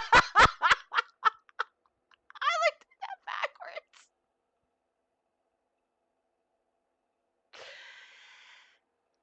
Yes. Look, I've never claimed, well, never claimed to be smart, that's for sure, but I definitely, wow, I really did just outright got that backwards. That is hilarious. Oh my gosh. Well, who needs math anyway? Oh, oh, that's great. Yep. Jenny's like, shit, I can't math either. Yeah. I'm very, very glad that basically any job I've ever had, well, mostly because I'm own my own business. What I'm gonna say is weird. So I own several businesses. Um, and I was about to say, at least I haven't, had to use math in any of them. I don't because I actually pay someone to do the math for me. Ah. Yeah, no, just not for me. Frame. Okay, it is a frame then. Oh, I see it. You're hiding, little grimy. Jenny says, babe, you're a business tycoon. You can math. You can brain. Outsourcing your brain. Okay, exactly. Exactly. Which is crazy to me when I think about it. I suck at math, but you give me, 2 quid or whatever, and I'll have that turned to, like 1,000 in no time. I can make money. That is one thing. I can fucking make money.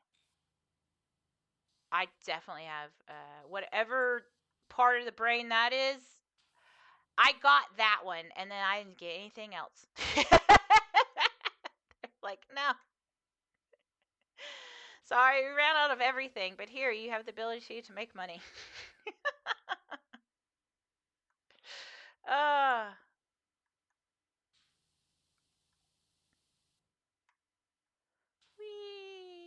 It's weird because I bought this house in 2019. Yes, just before COVID hit. Uh, and like it was a fixer upper, but not like you could still live in it. So whatever. And I found out that ah, uh, Jenny says, "Well, I mean, it's not a bad thing. I mean, this is true. Now that I'm older and I can just basically do whatever I want, I'm glad that making money was something I could do." And then Pylord says, "Yeah, the math isn't the only thing you suck at." Yeah. Sometimes I. Oh, my poor brain's like, Kylie, no, you're going too far. But no, I'm gonna say it. I'm just gonna say it. I bet somewhere on the internet, which is a weird way to start a freaking sentence. There's a place where you've got like, you know how they have Rate My Plate? I bet they have some sort of website where it's like, rate my performance in that particular area. There, I said it. I said it. That came out of my face hole. Yep. Although I just found out. Now, some of you might have already also heard this on the news as well. Uh, Lily Allen, obviously the singer, whose brother, by the way, was Reek in Game of Thrones. But she's just released that she has made more. She has, this is not a joke, guys. She has 5 stars on some kind of foot fetish website. It's probably like a really well known one. So if feet are your thing, I'm sure you've found it or not. But she has 5-star rating on this feet thing.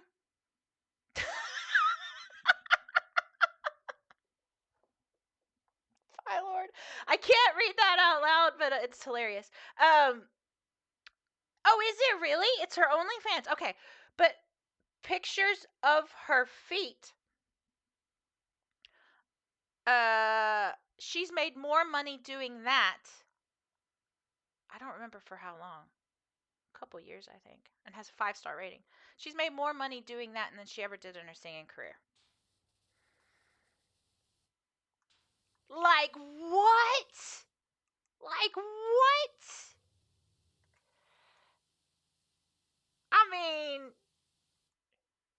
it did enter my head. Like, okay, that could be a thing. But then I was like, also, no. But that's crazy. Jenny said, like millions of listens a month on Spotify, and she's making more from feet pics. Exactly, WTF. Yeah, it makes no sense. I mean, it makes sense in the fact that I know that, like, foot fetishists are really into their feet. I'll tell you why I'm the exact opposite of a foot fetish person. I hate feet. But I have a reason why I think. When I was 12, I got ingrown toenails, which is just a very normal thing that like everybody in the world experiences. Not everybody, but it's a genetic thing. Blah blah blah. The doctor that my mom took me to was like basically had been her doctor his whole life, you know. So this guy was like in his 80s or 90s, and he was like, "Okay, Kylie, yeah, your toes are really infected. I'm gonna have to remove the toenail." And I was like, "I'm getting kind of nauseous now just saying this." We're gonna have to remove that toenail, and I'll put this, uh, you know, anti-growing back thing. Sure. That's what he totally said in his professional voice. But he was like, "Yep." And so he's like, "It's just an in-office procedure. There's just nothing to it, or whatever." Remember, I'm 12. I'm like, okay. Um. So I'm sitting up there on the exam table, Yeah, my mom's there. Surprisingly, uh, never showed up for anything in my life. But anyway, and so they start numbing it, which means they were putting shots of whatever. Maybe lidocaine. I don't know. I don't. But numbing stuff. And so he was like putting shot after shot after shot. Which, first of all, having a needle in your toe. I'm sorry if you're squeamish. It's only like 2 more seconds of this story. But having a needle in your toe is painful enough. Having like 6 or 7 of them in there. But he couldn't numb it. I would find out years later why he couldn't numb it, but we'll stick with this right now. He couldn't numb it. I was still feeling incredibly. I could feel everything. And he's like, well, your choice is we go through with this and you feel everything, or you just deal with the pain of having ingrown toenails until, you just can't take it anymore. Well, I'm a very practical person, always been practical. I was like, you know what, let's do it. And so by, quote, removing my toenails, what he meant was, yes, I'm getting wheezy. What I'm about to say is pretty graphic if you have a weak stomach. But if you don't have a weak stomach, it's nothing. He took a pair of pliers and ripped out my toenails on both feet, big toes, from the nail bed. Not numbed.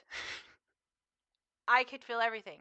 He absolutely acknowledged that, and he felt sorry for me for it, as much as, a doctor can. Did I cry, scream, or make one move? Nope.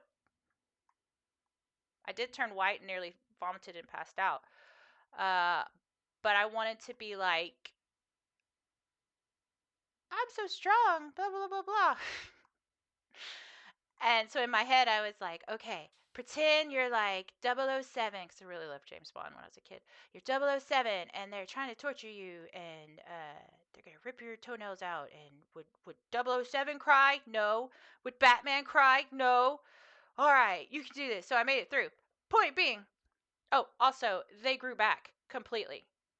And then I had, like, a year later, I had to go to an actual dadgum foot doctor who all he did was take a lasered off half my toenail, didn't feel anything, put the proper numbing stuff in, and now that it's gone, like half my toenail's gone, and it's great, it's wonderful. Pilar's like, graphic? Do you have photos? Jenny says should have used a power washer and fucking Nora. I hate it. But anyway, all that to say. Oh, and the blood? Maybe that's why I love Dexter and Hannibal at this point in my life. Maybe I'm into. No, I'm not. I'm not at all.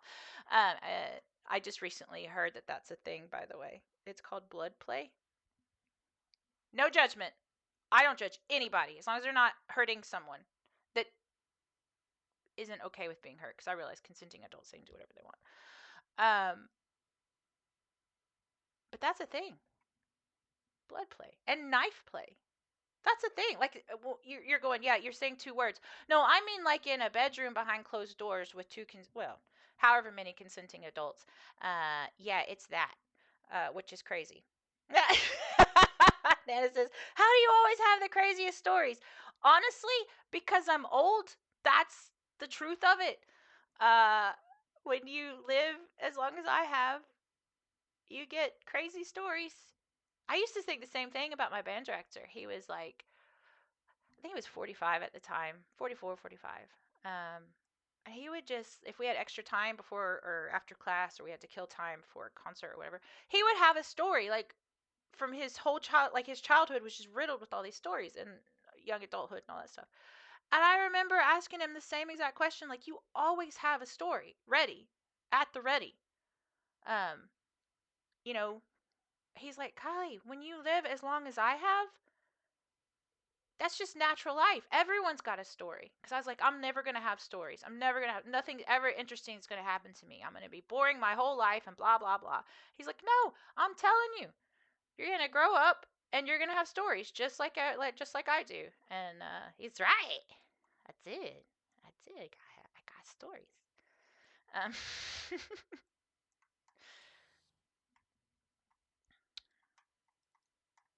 trying to think. Long story short, or whatever. It's not actually. I don't like feet, and that's why. She got the stories, says Jenny. They crazy as shit, but she got them. That's right. Yo, man, I got the hookup. You want a fresh batch, or you want some aged like fine wine stories? Ah, it's absolutely crazy. And then Jenny says I hate feet. Now I hate them even more. Thanks. So the Pilar says, and we didn't have the internet, so we had to go out and actually do stupid stuff. Yes, I've done some outright stupid stuff and some dangerous stuff that sometimes I look back and I'm like, what? What are you thinking? Um, I was a daredevil when I was a kid, but it's because I just didn't know. I didn't know you could be hurt. Yes, you can. You can. Only tricks. That should be the thumbnail for this video. Only tricks. I am a chick. Oh, that looked like a kettlebell for like 2 seconds. Oh, wait, what's this? Broogie Woogie. Funny Bone Broth. Oh, reminds me. I gotta mention that. Motion Potion and Focus Pocus. Very good. So much danger. Like, yeah, like when we were kids. But see, that's the thing. Like, I had a Nintendo. I had a Super Nintendo, and then as I got older, I had the Sega and all that good stuff. But I also did spend time outside and doing things with the neighbors and stuff like that.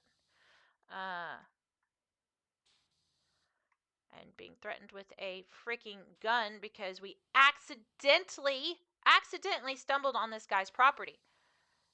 Totally was unintentional. It's because we lived out in the country. You know, he stepped out. He's like, "What are you kids doing here?" And we were like, "Oh, we were just crossing to go to the pond." And he's like, "Can't be in my yard. Get out of my yard. Get out of my yard." And then he like started shooting at us with a BB gun. Which you're like, it's a BB gun. No, being shot with a BB gun hurts. Hurts way worse than paintball. Yeah, exactly that. Jenny's like so American. Yeah, exactly. All of my stories have tequila in them. I'm gonna tell you this. Okay, so the latest Futurama episodes are not the best in the world. And I know not everybody loves Futurama or whatever. But I was rewatching one. I had probably seen it. It's a recent one, like 2 or 3 years old. I think it's from when they were on Hulu. Um, I've definitely seen that at least 10 times, definitely. And there was, wait, no, maybe it's a more recent one. But anyway, there was a joke on there that I just got. And it is actually a very intelligent is probably too strong of a word, but a very, very, very good pun. So Fry is at this like Old West saloon. Yes, there is, Jenny. They're on Disney Plus now. Um Yeah, you would think that. You would think that, Jenny. I thought it stopped like 10 or 15 years ago. It did originally, and it's been re-brought to life. I can't remember. Several times. But okay, so Fry is in this Wild West saloon. Long story, doesn't matter why he's there.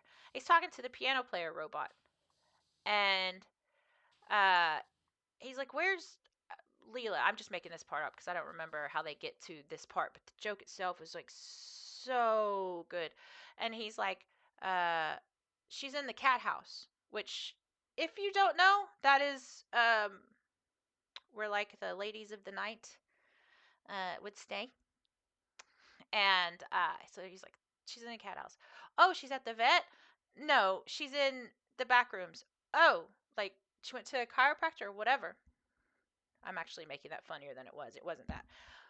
But then he says, she's at the brothel. And Fry goes, oh, a soup kitchen? I've watched that at least 10 times and I just got. He said that because broth is in brothel. And then Fry says, oh, a soup kitchen, as in broth and soup are the same. I was like, that's actually really, really, really intelligent. And I really, really admire that pun.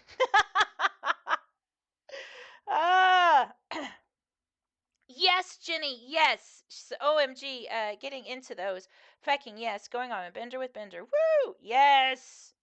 They're so good. They get a little bit weird on the not original episodes, but it's the same people doing it. But I think they were so ultra nerdy for that first run that even, they have like really good actual science in them explaining like time travel and all that kind of stuff, which is why it appealed to me so much. But I guess because they've mellowed out, they just don't care about the science anymore. They just say weird stuff. and now they do magic. So it's okay. That's cool. But I do love that. Brothel and soup kitchen. I'm a dork. Yes, Kylie, you are. And of course, we all know what dork means. Because apparently that went a little bit viral on the internets. But dork is a whale's penis.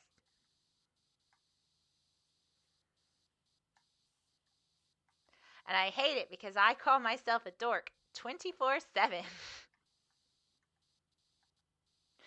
I'm trying to think, like, is there any pun I can do on that? And I can't. I can't.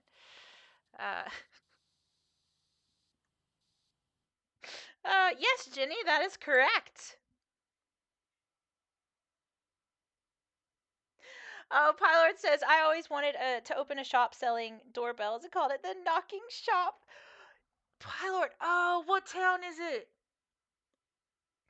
Might be Saintfield, but somewhere, you know, in the relative area, there is a dog groomers, and it's called Doggy Style, and I love it so much. I kind of want to get a dog just so I can go there.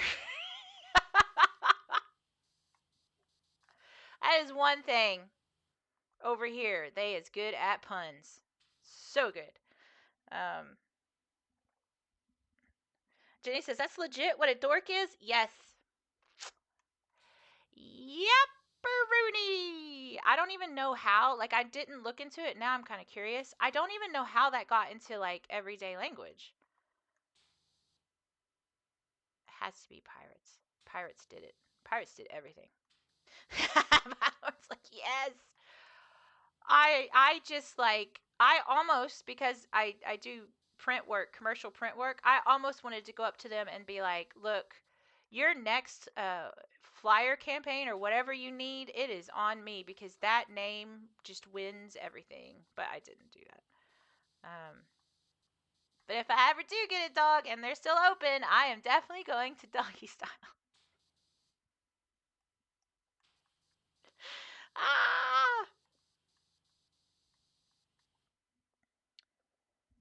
Did you see the Thai restaurant in Belfast?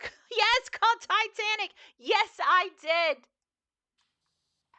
I love it so much. There's also something else that's got a good pun in their restaurant title. I can't remember right now. It'll come to me probably. That's what she said. Uh, but trying to think of any other funny puns. I love puns. And I don't understand. Like, so people say, well, okay, so my favorite movie of all time, not a joke. Well, Deadpool might have superseded it. Deadpool 3. 1 and 3 are pretty neck and neck, and they may have superseded my former favorite movie, which is, I kid you not, Dumb and Dumber. And people think that's weird because they're like, A, they either think it's not that great of a movie, and I think it's a tour de force, or they're like, Kylie, you're like really arty farty. Why on earth would you like something so lowbrow as Dumb and Dumber? It's because I freaking love puns, and Dumb and Dumber is just one giant pun. And I also have the humor of a 12-year-old, so the bathroom scene, the diarrhea scene, I giggle every time. Every time. But so it's like one long running pun, and some of them are very. It's like Airplane, the movie Airplane, which I also love. That's more visual gags and puns, and I love it.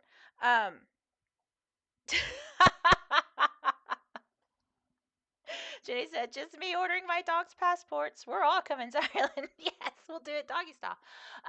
But to me, I think puns take a certain intelligence because you have to understand words, their etymology, even to an extent, their usage, their everything, as well as understanding. Comedy is an art form. I was told that a long time ago by my theater teacher because I had written the end of the year school play. And he was like, Kylie, I legit have not laughed this much at a play in forever. And I'm a fucking drama teacher, you know. He's like, you have a gift, blah, blah, blah. Who cares about that? That's not the point. The point is, he said, comedy is one of the hardest skills to obtain. You're basically born with it or you're not. Um, it's definitely the hardest genre to write for an entertainment. Which I was like, really? He's like, yeah. So I respect puns. Long story short, that's what I'm saying. I respect puns because I love the interplay, like the words and all that kind of stuff. Um, Airplane, surely you can't be serious. I am, and don't call me Shirley. I'll just watch. Thanks. Ah. Oh, my favorite actual pun from Airplane is where he goes, and I have a drinking problem. Or where he starts dribbling it down. Because, obviously you think it's alcohol, but he means no, he literally has a drinking problem. And that he can't drink. I'm such a dork! I'm such a dork, but I love it so much. Oh, yeah. Pilot says, I can be spontaneously funny, but I couldn't do stand up. Well, see, I was talking about that to another friend. I do have a friend that started out life as a stand up comedian. We went to school together, and they are just naturally funny. Like, I hate to say it because he's not like this now, but Jim Carrey used to, and Robin Williams, when you would watch them in interviews, they were just funny. Like, so my friends like this as well. And turns out doing stand up did prove, in fact, to be way more difficult if you do scripted stand up. But what he and several people have, well, a lot of people have begun to do this. But improv, they all kind of go back to improv because riffing with an audience or something like that, 10 million times easier than writing comedy. Which is so interesting to me because, like, not to say that I'm like hilarious or anything, but I have written some stuff that's. I'm trying to think if y'all would recognize anything. No, I don't think so. But yeah, writing comedy to me is easy because here's the key to writing comedy, and I'm saying that very arrogantly, and I didn't mean for it to come out that way. Write a story or write a scene or whatever. Think of it normally. I'm going to use like the most basic bitch descriptor ever. Uh, you know, Jack walks in and sits down in a chair at the table at the diner. Then you're supposed to do the opposite of that. So Jack burst through the door and stumbled a little bit and then slid into the booth at the diner and slid too far and fell out. Anyway, so that's what they teach you in school. That's comedy. You take everything and then you invert it. And it says, I feel like most neurospicy people are kind of naturally funny. I do too. I think we're specifically very good with puns for that reason. Oh, Billy Connolly. Oh my gosh, Pilot, I love him so much. Billy Connolly was once asked how to write a good joke, and he said he'd never written a joke in his life. I freaking believe that. That man is a genius. A comedic genius, not even a little joke.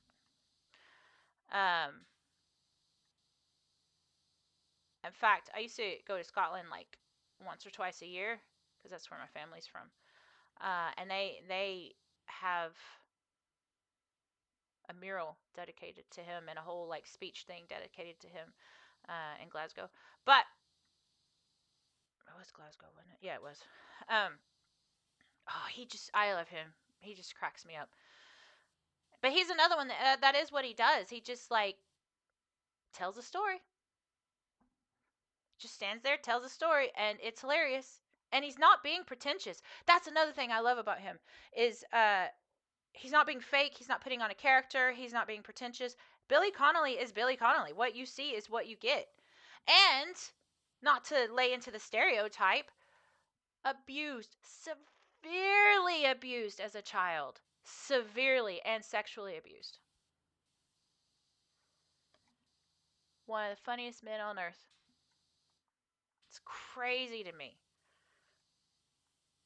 God, I would like to see him if he ever does a live show again, because obviously he's got a certain kind of strain of Parkinson's, but you know, it's not like a. Anyway, I don't think he can do a long show, but if he ever does, I'm going. I'm freaking going.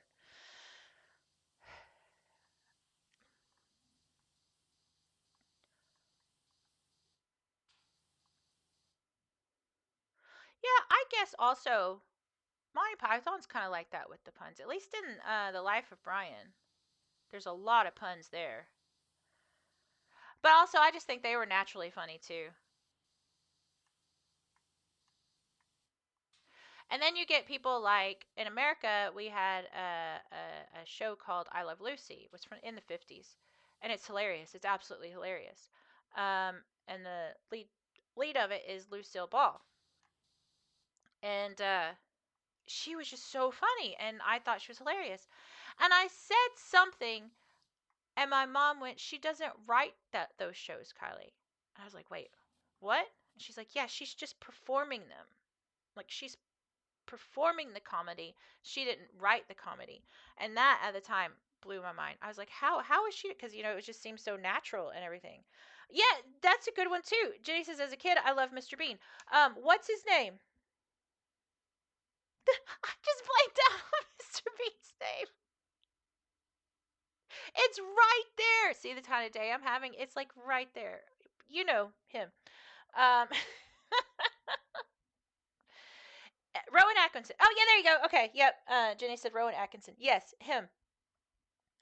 He is another man. So as a kid, obviously, I only knew him from Mr. Bean. And yes, we did get Mr. Bean imported over to the U.S. television. Very few things we had until BBC America showed up.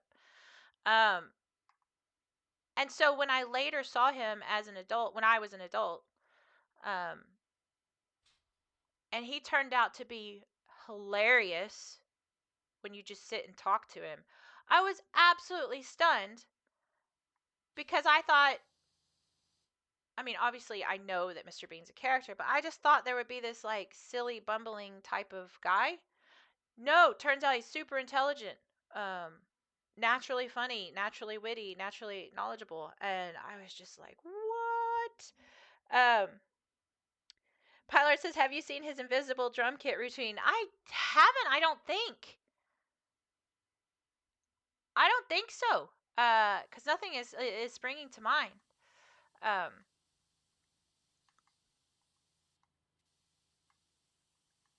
we, um, he was in. There's a movie. Sorry, it didn't do very well in theaters in the U.S. anyway, and it was a U.S. based film, but it had a lot of British actors. John Cleese was in there, um, and Rowan Atkinson was in there. But Rowan Atkinson was playing a narcoleptic Italian guy. It's Rat Race, is what it's called. I loved Rat Race. I thought it was hilarious. People didn't like it. Oh well. Uh, but in that, he is severely underused and wasted. He's not even at Mr. Bean levels of slapstick or anything like that. And I always hated that because I thought if they had just let him do whatever he wanted, I think it would have been absolutely hilarious. And stuff. I was trying to think of like the funniest scene in that with him, but I can't. I just can't. They just didn't give him enough airtime, really. It's a waste. It was a waste of talent.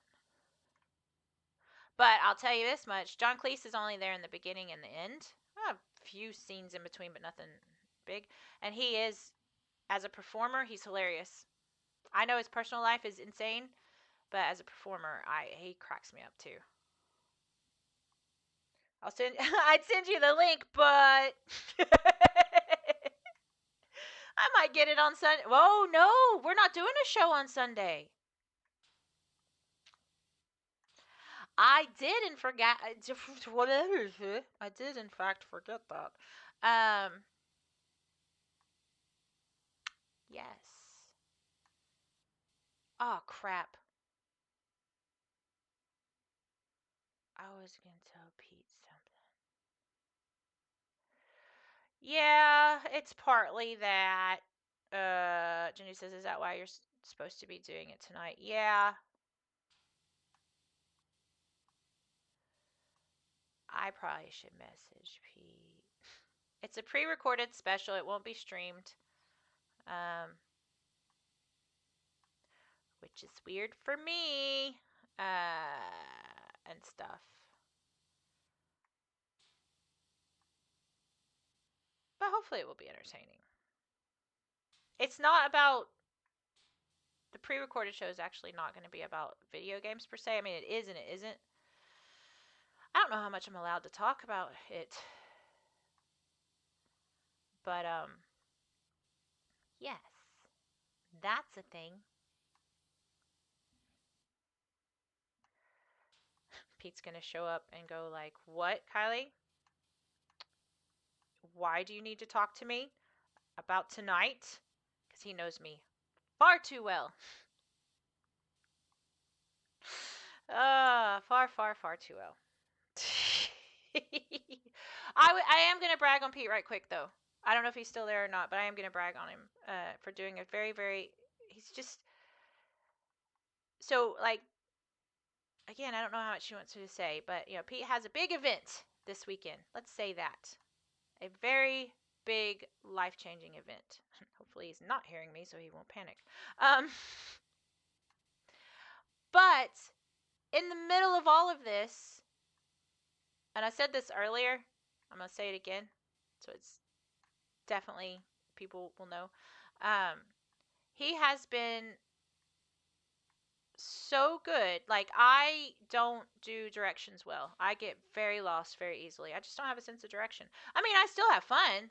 Like, I still walk around and be like talking to strangers and stuff like that and strike out conversations, but I don't necessarily reach my destination. So, what P has done, very, very, very kindly, he has taken and he has found all the bus routes, all the train routes, everything I need to get to where I'm going. And that was really, really, really nice. Like, really nice. Um, yes. I don't think you're going outfit shopping today. I don't think I am either.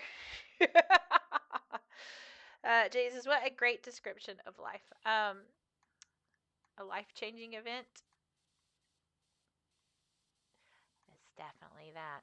Um, But that was really, really, really kind of him to do because, oh my gosh, like, I'm not joking. I got lost. Okay, so my house to city center is pretty much a straight shot. You don't really change roads too much. You keep just going, like, Um, and so someone asked me to please drop them off in city center, so I did that. And I got to city center just fine. No worries. That's fine. That was easy. And don't forget, I have a sat nav. I have one on my phone and I have one built into my car. It's 25 minutes from my house to town, to city center. I got so lost, it took me an hour to get home.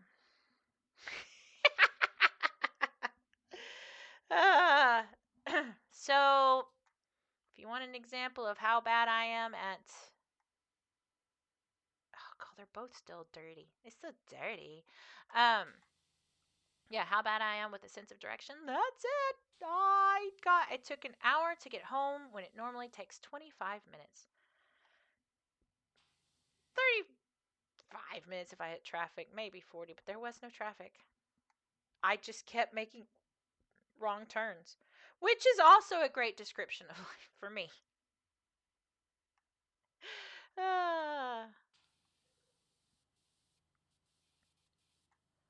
Oh, it's so dirty. Wee. Okay, at least I got that done. Dadgummit. Where? I bet it's underneath. No, it's not. What am I missing? Where you at? I don't see any Lello coming up. Oh, there we are. Your hidden dirty spot. Ah. Pyler says 25 minutes walking or driving. Driving. I couldn't. I just. Meh.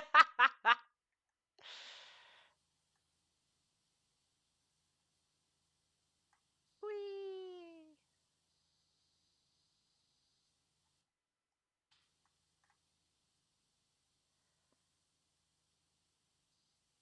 Oh my gosh. I am just zoned out so bad. Yeah, I've got to message Pete when I'm done with this.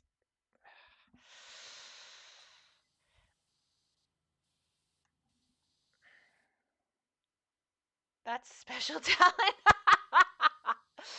I've got it in droves.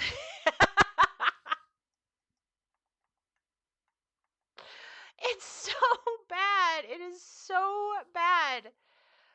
One time. So okay, Texas is here.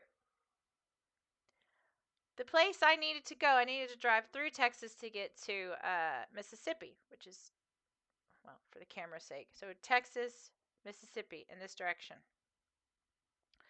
I take off. I go to get gas or petrol or whatever. And yes, even back then I had a sat nav.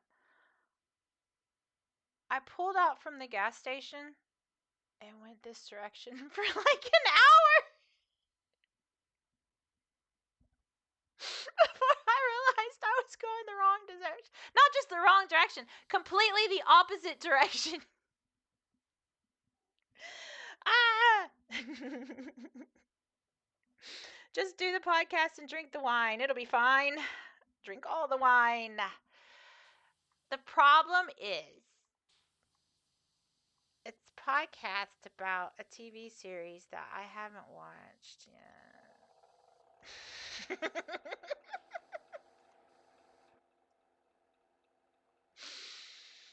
And there is a special guest, so I'll just let them talk.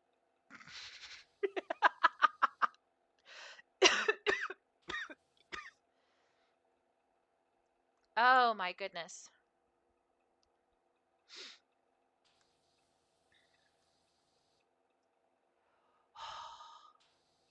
Come on. Fix yourself. Oh, there it is. That's why. Okay, that's the lantern. What about, yeah, lantern hook is not. It's still dirty. How? Okay. No, that's, yeah, that makes sense. It'll be fine. You got this. Watch it on the plane. No, that's the problem, Nana. It's tonight. We are recording tonight.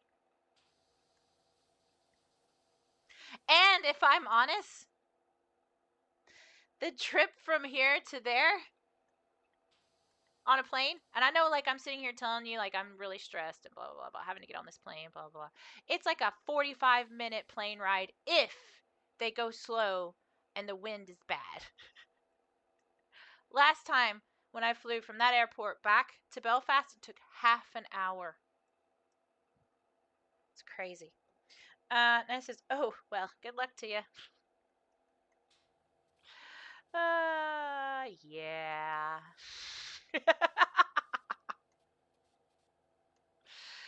Oh my goodness. Goodness gracious me. The good thing is, maybe this is a good, I think it's a good thing, is there will be drinking at Pete's shindig. And I'm very happy about that. You probably knew that was the only way to get me. No, I'm kidding. I'm kidding.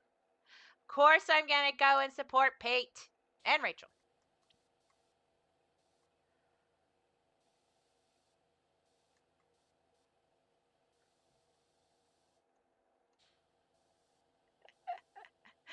Ah.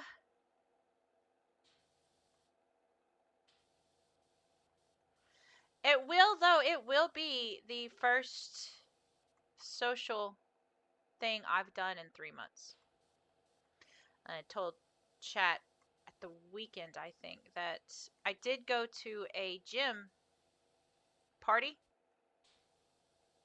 And I went in, I made my appearances, I said hi to everyone, and had a few laughs and whatever. And then I Irished goodbye the fuck out of there. So I was there about 15 minutes, and I was like, nope, not ready. Ah.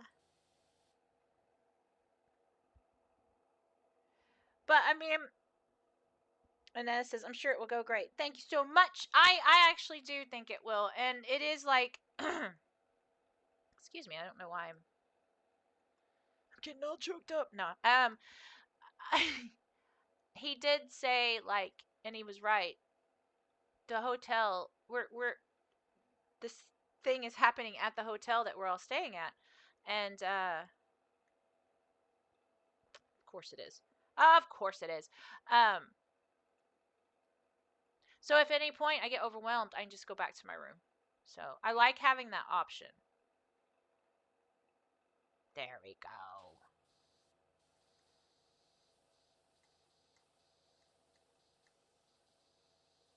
Oh, come on! Nope. No! I meant that.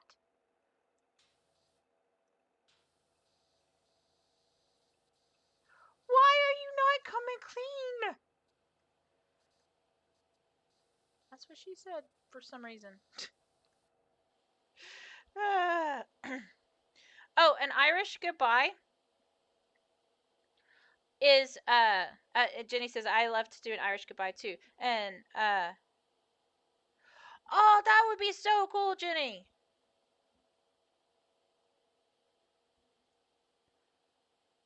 That might actually be a thing. Let me look. Let me look. But an Irish goodbye is where you basically come in, say hi. I don't even think you have to do that. But you show up to a party in the most basic sense. You show up to the party and then sneak out without saying goodbye to anybody. Just slip out the back. That's what she said. And I am notorious, notorious, which should not come as a surprise to anyone, for Irish goodbyes. Oh, wow, 74%? Fucking heck. Front turret roof. Conservatory frame. Conservatory windows. Okay, so we'll do that, and then we'll do... Oh my gosh! It's all the roof. Okay. The roof is not clean. Right. Okay. But we're almost there. That's for sure. So what is that? That's house. Rear tire. Tire? Tower. Oh my gosh. Jenny says, especially when they're, yeah, forget me when I can't face saying goodbye. Yeah, exactly. Exactly. Especially when there's a lot of people. Oof. Yeah. I like that. Pylord says, an Irish goodbye is where you go to the bathroom and jump out the window. I would do that. If there's too many people. Which is, it's actually very strange. I think that my actual self, stripped of all of its, CPTSD and maybe even the neurospiciness or whatever, I think I'm an extrovert. But because I love people, I love parties. I used to love going to the club. Again, I need to make it very clear when I say that I did not dance I mean, I danced with other people, but I didn't touch them, and it wasn't like I went home with anybody or anything like that. I just really, really love live music and lights and good vibes. So I would stay in the clubs till like 3 a.m. And stuff. But I love people. I love connecting with people. I love laughing and talking with people and stuff like that. But then I guess when I'm in crisis mode, which is what I'm in right now, I just can't. I can't do it with people. I can't do it with people. You know what I mean.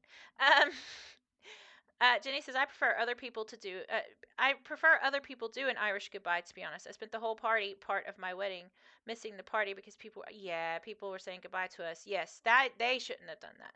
It was a long time ago, but I'm still mad. Hey, I do that too. I hold on to that stuff. uh, oh, come on. Come on. We're almost there. Okay, I don't see anything. What about this? Oh.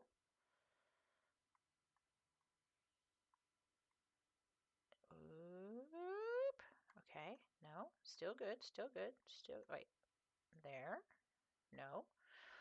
What am I missing? What? What? Maybe I got it all and didn't realize it. It's possible. Where's conservatory?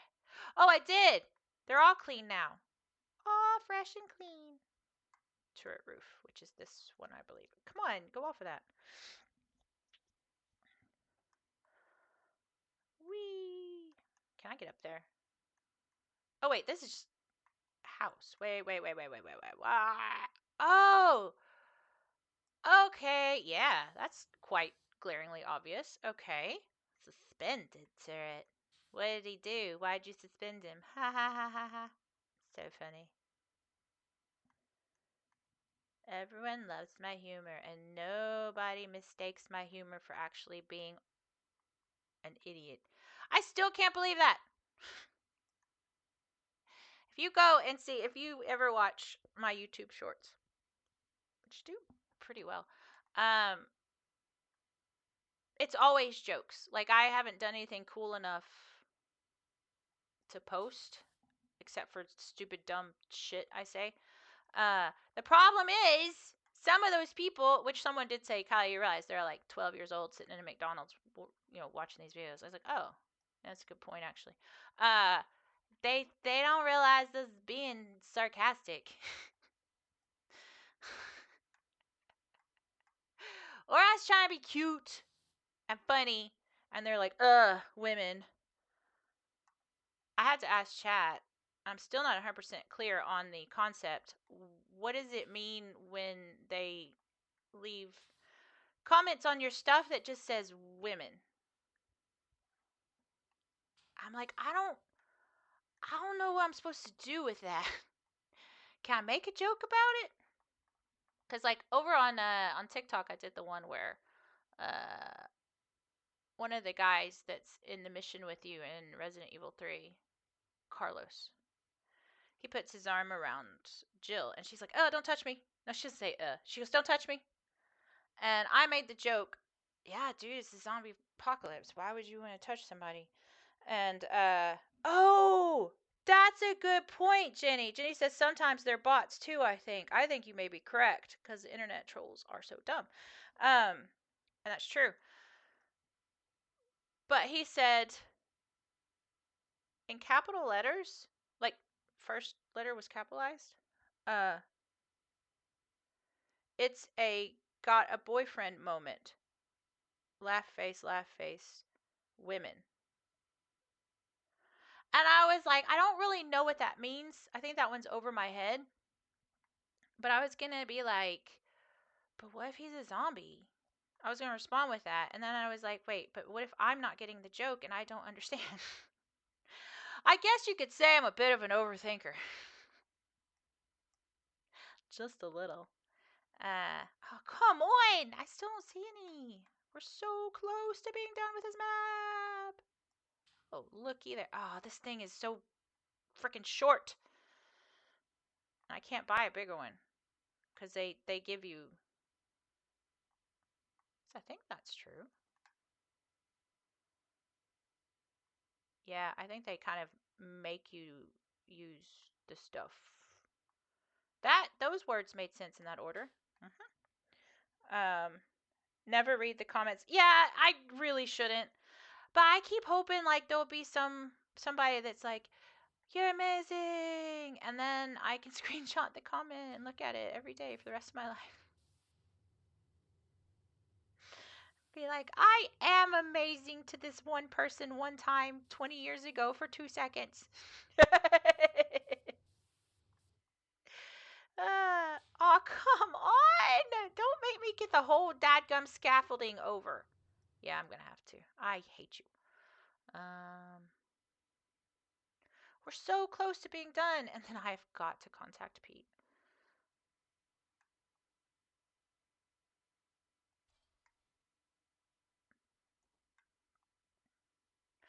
I did this one that I really thought was hilarious. It was so there's this comedy podcast that I listen to. They used to be video game people for like Polygon and all that kind of stuff, but then they just kind of did their own thing. It's not always about gaming. And it's called My Brother, and Me. And it's very American humor. And Jenny says, "My son's making YouTube shorts for Minecraft building stuff. Half the comments are, build a church, build a Jesus statue. Then actually did build a church and it got so many dislikes. Ah! I hate that. I hope he knows not to take that personally whatsoever. People are never happy. They're just not. But yeah, so my brother and me. It's a funny little podcast. It's not little. They're huge now. I don't really like their new stuff because it's very like fake, very pandering. But their original stuff was hilarious. But anyway, I said all that to say that sometimes they do still do video game stuff. They're the ones that do Monster Factory. Have you ever heard of that? Which I freaking love. Um,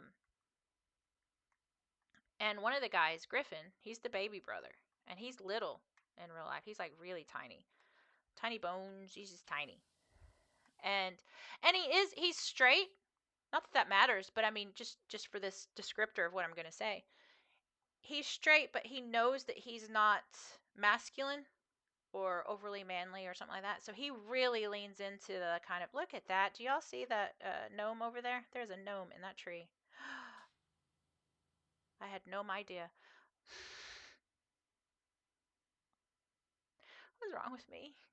Why do you watch me? But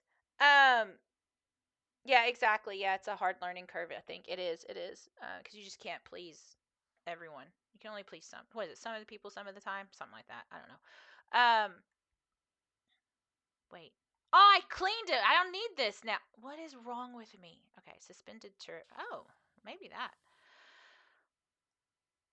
Anyway, Griffith or Griffin, Griffin, Griffin. So he talks like this, and he's like, I'm just like a gun boy. I'm a gun. Everything. He's a boy. I'm a gun boy. I'm a sword boy. I'm such a good boy. Look at me. And I just love it. It's really cute, and it makes me laugh. Although let's be fair, that's my type of guy anyway. And so he's like, when he plays like a big muscly character in the game, he's always like, "Ooh, look at my muscles! My muscles are so big and strong. I eat all of my spinach, and I do this and whatever." Um, and so I kind of did a little riff on that with my Hitman stuff because I was walking around because I was in the persona or whatever of security. I was allowed to walk around with like all these. Aha! I knew it. I found it. With all these guns and stuff. So I've got a gun strapped to my back. I'm holding a gun, and then I made a joke about my arms being guns. And I was like, "Oh, look at me! I am so strong, and I have so many guns, and my arms are guns. So I am packing heat." And the amount of guys who were like women, and again, I don't know what that means, but I know I'm starting to get the idea that it's derogatory. And I was just like, and then this one guy was like, "I'm so glad YouTube put this in my feed. What a hilarious short." And it was periods. That's how I know that that was the tone. But I found it funny because I wasn't even riffing on a female. I was riffing on a male. And they were like so offended that I was being effeminate. It's just like, wow. Wow. That's crazy. That's also from my brother, I. So it's just very strange. What are you? Front turret. No. Front turret weather vane, which I think, oh, come on. Come on. Is that. That's gotta be it.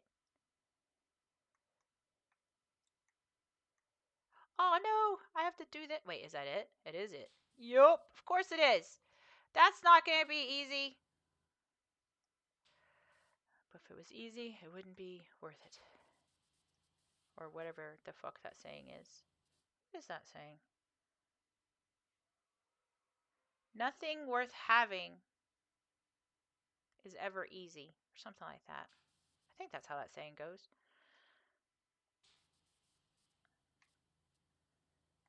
Along with getting names wrong, I often get whatever that's called wrong. Platitude? Is that a platitude?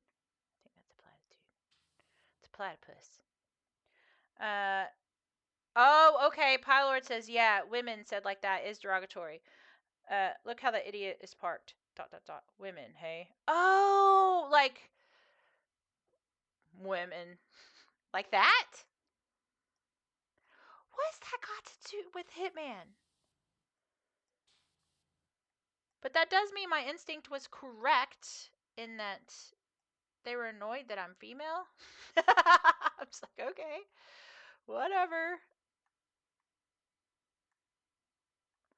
And I am sorry. I think if I was a girl or a boy and it was a zombie apocalypse and somebody put their arm around me, I would be like, yo, personal space, zombie attacks. Don't touch me. You could be a zombie. We could be a zombie too. Come on, why is this? Why? How? Oh, thank goodness. Okay. Sheesh. Like Power Wash Simulator. Come on. Okay. Turret front turret window frames. Okay. Okay. This is a front turret. That's a suspended turret. Okay. So it's gonna be the windows. Cause I'm washing windows. Oh, it's gonna be, yeah, underneath. It's always underneath. That's what she said, I think.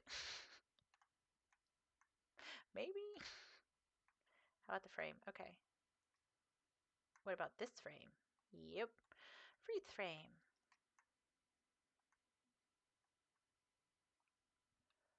And what? Oh. House dormer roofs. Let's see. They're implying that it would only be a woman that would do that.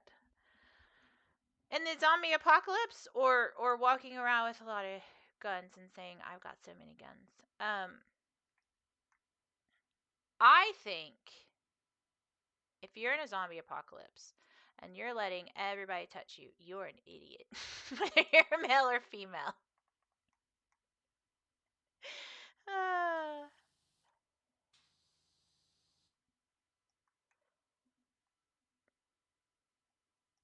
Unless you have Zombrex. I remember the first time I saw that, which isn't it Dead Rising 2 where I think Zombrex shows up? And it was so weird because it looked like they did so well on it. It looked like an actual like medication that could be prescribed for you. That's probably a dumb way to say it, but zombie dogs, however, I'm gonna pet.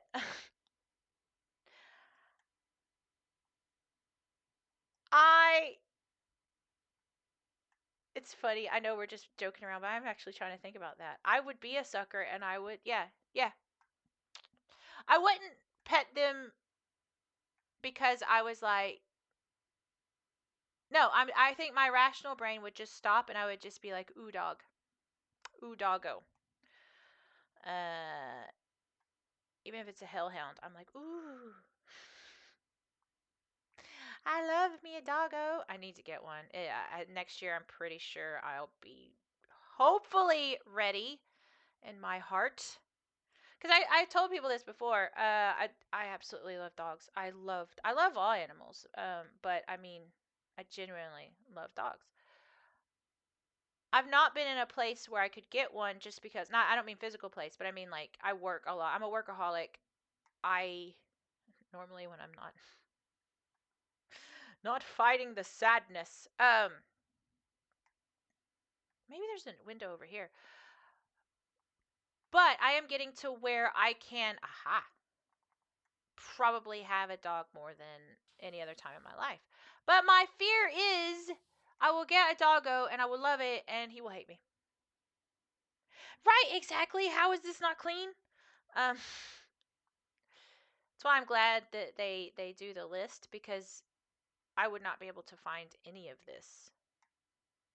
Okay. House entrance, door frame, and handles. Okay. Oh, and house entrance eaves. Run, ding. Oh, looky there. Doggo will not hate you, but I'm so scared. Be like, I love you. I'm gonna give you everything in the whole world. And then the dog's like, no, I don't love you.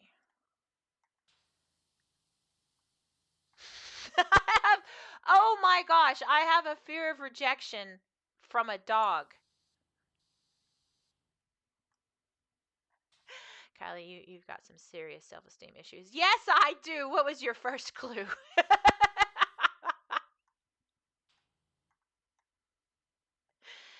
Oh my gosh, I did not even realize that. I literally have a fear of rejection from a dog. Don't make me drag the ladder. Ooh, did I make it? No, I'm gonna have to drag the ladder over. Dad damn it. Where is the ladder? I thought it was there. What? Alright, fine. No, it's there. Idiot. Woof woof, I'll be your dog. Oh, Palord, I have a feeling you'd be a lap dog. Yes, doggos live. Doggos love everyone until you are mean to it. Oh yeah, I just um. My house is currently covered in puppy pee pads while we're training our 10-week-old pupper. What kind did you get? Not that it matters, but I'm just curious. Um, 10 weeks. Oh, I bet it's tiny. The older dog has taught the puppy how to shred them. Of course. Of course. Uh,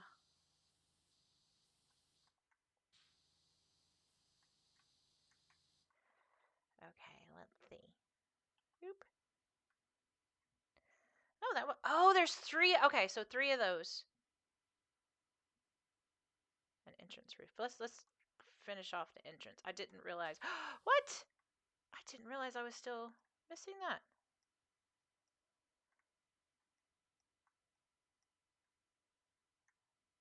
Oh, oh, oh, oh. Is it that? It is that. Wait. Okay. Anything. Nope. Nothing. House Eves. Okay. What about House Adams? I'm so funny. Alright, it is. Aha! Sounded like Mickey Mouse there for a second. The house is clean. I'm such a dork. Oh, I'm the world's biggest dork. What the actual fuck?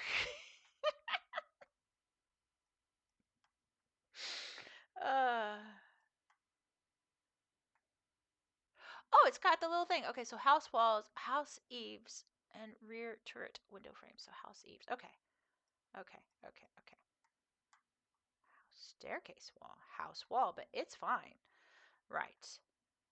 So we are just about done here. Wiggity, wiggity, whack, yo. Well, if I... You know what? I also need to be doing this. Aha! Yeah. You dummy. How did I miss that? I don't know. What about you? No, your entrance. Oh, ooh. Haha! Should have known. It was you though. Oh yeah, I like literally went and got a ladder for this and then just totally freaking skipped it. Come here. You go there.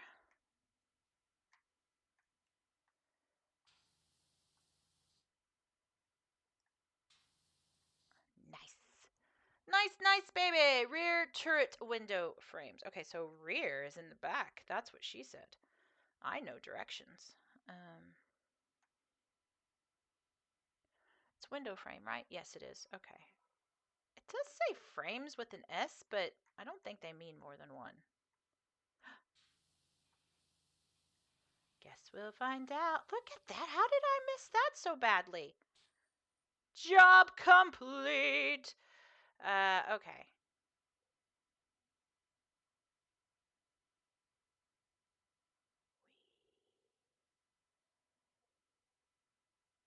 Ta-da! We did it. We did it. We did it. We did it. Did it. Oh gosh. My email already starts coming in. So oh, there's a Belfast Tech meetup that I'm supposed to register for. I'm not going to do that. I shouldn't say that. I might. It's probably time to start going to those things again anyway. Renew all of my connecciones. I do thank everyone. I started this, as Jenny should know, she was the first one here. I was very anxious. I've still got a little bit of anxiety. I got a little anxiety. Adorbs. Totes adorbs. Totes. So yeah, I showed up. I was very anxious, like super anxious. And then I started playing and oh. Aww. Well, thank you, because it's true. Jenny says you've definitely perked up visually. Yes, I definitely feel Jenny says, "Hope you're feeling better." I am. I mean, ultimately, I am. My anxiety has chilled a bit, but as I was telling everyone, well, the last couple of days, I don't remember what I was gonna say. Oh, this time of year is very, very, very, very rough for me. And I'm very unpredictable when I'm in these phases. um, so I'll always be regularly streaming on my days because I can at least kind of control that in my brain. I may come in with a game plan, let's say Resident Evil 4, which was supposed to be today, and then completely change it 5 seconds before I go live. Not saying that's ever happened, it's happened several times. Uh, so, as I used to say, Kylie is one thing, or Kylie is consistent one way, she's consistently inconsistent. And that's true. I don't disagree with that. So, you'll see me again tomorrow for sure at 7 p.m. UK time. I don't know. I planning to stream Resident Evil 4, but I don't know. Might be a Hitman night. We don't know. But I will say this, as I said it before, Resident Evil 4, 6, and 7. Nope. 4, 7, and 8 are definitely getting streamed. I just don't know at what point. But I say this every time, but Palmer says it's not a full moon. I was gonna make a joke, then it's Jenny, it's very amazing to see you. I know we're very similar in certain ways, and so I think, even though it goes without saying, I'm gonna say it anyway, that I do think of you often. While in the shower, and I'm kidding. Just wanted to be silly there. But I do think everyone who stops by, yes, but I actually do. I do know that. Don't you worry. Um, but I do appreciate anybody that stops by, even if you stop by and do I'm lurking or say hi bye, which as you see a few people have done tonight. And if you, I always want to say this to reassure anyone, because they taught us this at TwitchCon, so I want to reassure everyone that uh, I can't even tell who's in chat unless you speak to me. I don't have a second monitor. My stream manager on my iPad only shows me comments, not comments, chat. Only shows me chat. So if you want to lurk and not talk ever, you're more than welcome to do that. I won't know you're there. I just don't have any way of saying it. But if you want to lurk and then halfway through lurking, you're like, I want to say hi. Always feel free to say hi. I'm always, it's very welcoming here. All of these people are wonderful, absolutely wonderful. Uh, aw, Paolo's like, now you finished. I have to go back to work. Aw. Um.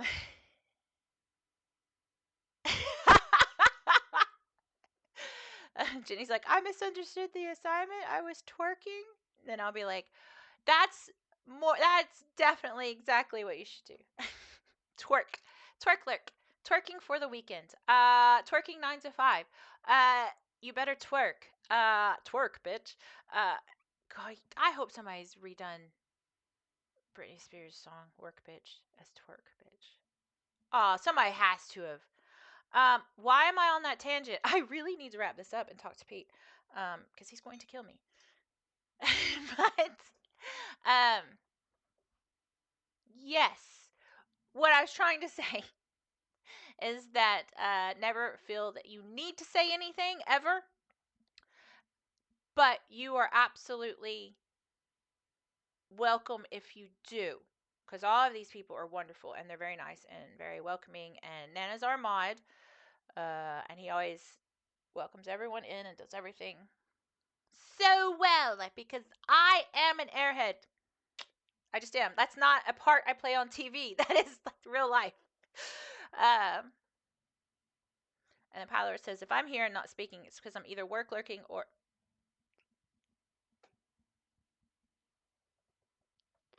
Yeah, I've been known to do that a time or two myself.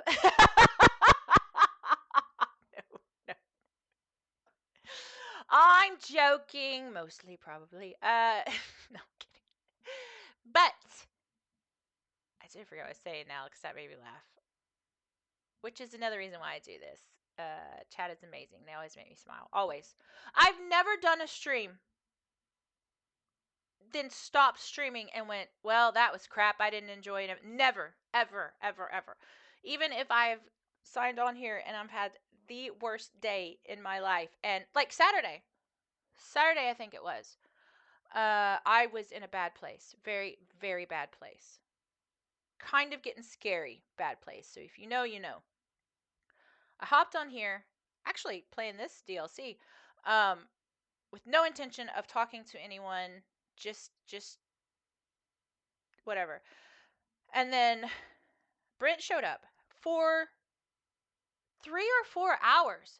It was just me and Brent chatting. And I was already just like, oh, well, it ain't that bad, is it? Again, I'm never belittling anybody else's problems. I'm always talking about my own experience. And thank you, Jenny. So yes, all of that to say, which is what I say every time. And I mean, you ain't wrong. Pilot says, Lauren, that's a bad place. It's not bad. It's not bad. I have a friend from there. I don't think she lives there now, but yeah. I keep losing my brain. My brain, come back to me. No, I say this every time, and I literally mean it. Were you in, Lauren? I I've been okay, so I drive through Lauren a lot, like if you're going up to the North Coast. I've been once on the little like the beach area thing. And that's my experience in Lauren. Ah, wow, I really do need to get out. I've not left the house outside. I've gone to the gym. Did I make any other trips? I think I've only gone to the gym in 3 months. I did go shopping. I went and I got fall decorations because fall decorations are starting to show up in Northern Ireland and just the UK in general. I think from watching like American shows or whatever, uh, fall, Halloween, autumn, all that kind of stuff is starting to show up in stores. It makes me very happy. Makes the American in me very happy. I should let him out. No. What is wrong with me? Anyway, I'm going to get through this outro. I promise. And I think that the person that followed me yesterday was a bot. So I'm probably going to lose that follower. So what I'm going to say is if you want, you don't have to, never feel an obligation, but tell all your friends and everything. Because I want to get 50 followers, not just for myself, because I mean, also that's an awesome personal goal. But once I hit 50 followers, that makes me an affiliate over on Twitch. And that means I get to do fun stuff like channel redeems, and I have some plans for some crazy stuff. And I'll switch these to dragon horns and stuff, which is that's just a little thing for me. So yes. But I do want to thank, as I always do, I want to thank the VOD watchers. Every time you watch, I cannot tell you the joy I feel. It's cheesy, but I'm being very, very honest here. YouTubers, you guys are flipping amazing. Thank you so much for everything you've done the last 3 months. And for the YouTubers that have come over here, that's just so cool. That's so cool. You're so cool. But yes, I think that's it. And then yes, you can go follow me on YouTube's and TikToks. I'm on X, but I don't post to there. It's an automatic thing, which is an automatic thing to TikTok as well. But you're more than welcome to do that. It's just the same content you're gonna see everywhere else. Okay, I'm done. Jenny says you'll get there. I hope so, Jenny. I would like to by the end of the year, but if I don't, I'm not going to be upset about it. I'm really not, because this is the way I look at it, and I promise I am wrapping this up. But this is not a rapid review show. But anyway, no, I'm wrapping this up. A lot of people, not everybody, so don't think I'm just like putting everybody in a big basket and saying you're all like this. No, but a lot of people who do start on Twitch usually have a pretty good base of people they know anyway. You know, I don't think you could put everyone I personally know. I think you could put everyone I personally know in the world in one room and they'd still have like plenty of breathing room, shoulder, personal space. So I'm doing this, like everyone that knows me pretty much knows me personally or has seen me on other content. So what I'm saying is, and it's not to be at my own ass, I swear, I'm just trying to kind of illustrate this. I know, Pylord, I always worry that it's too many, that I'm doing too much, because I do post daily. Pylord says, I get so many YouTube notifications from you, and I like them all. He does. And comment, yep, when I can think of something funny or rude to say.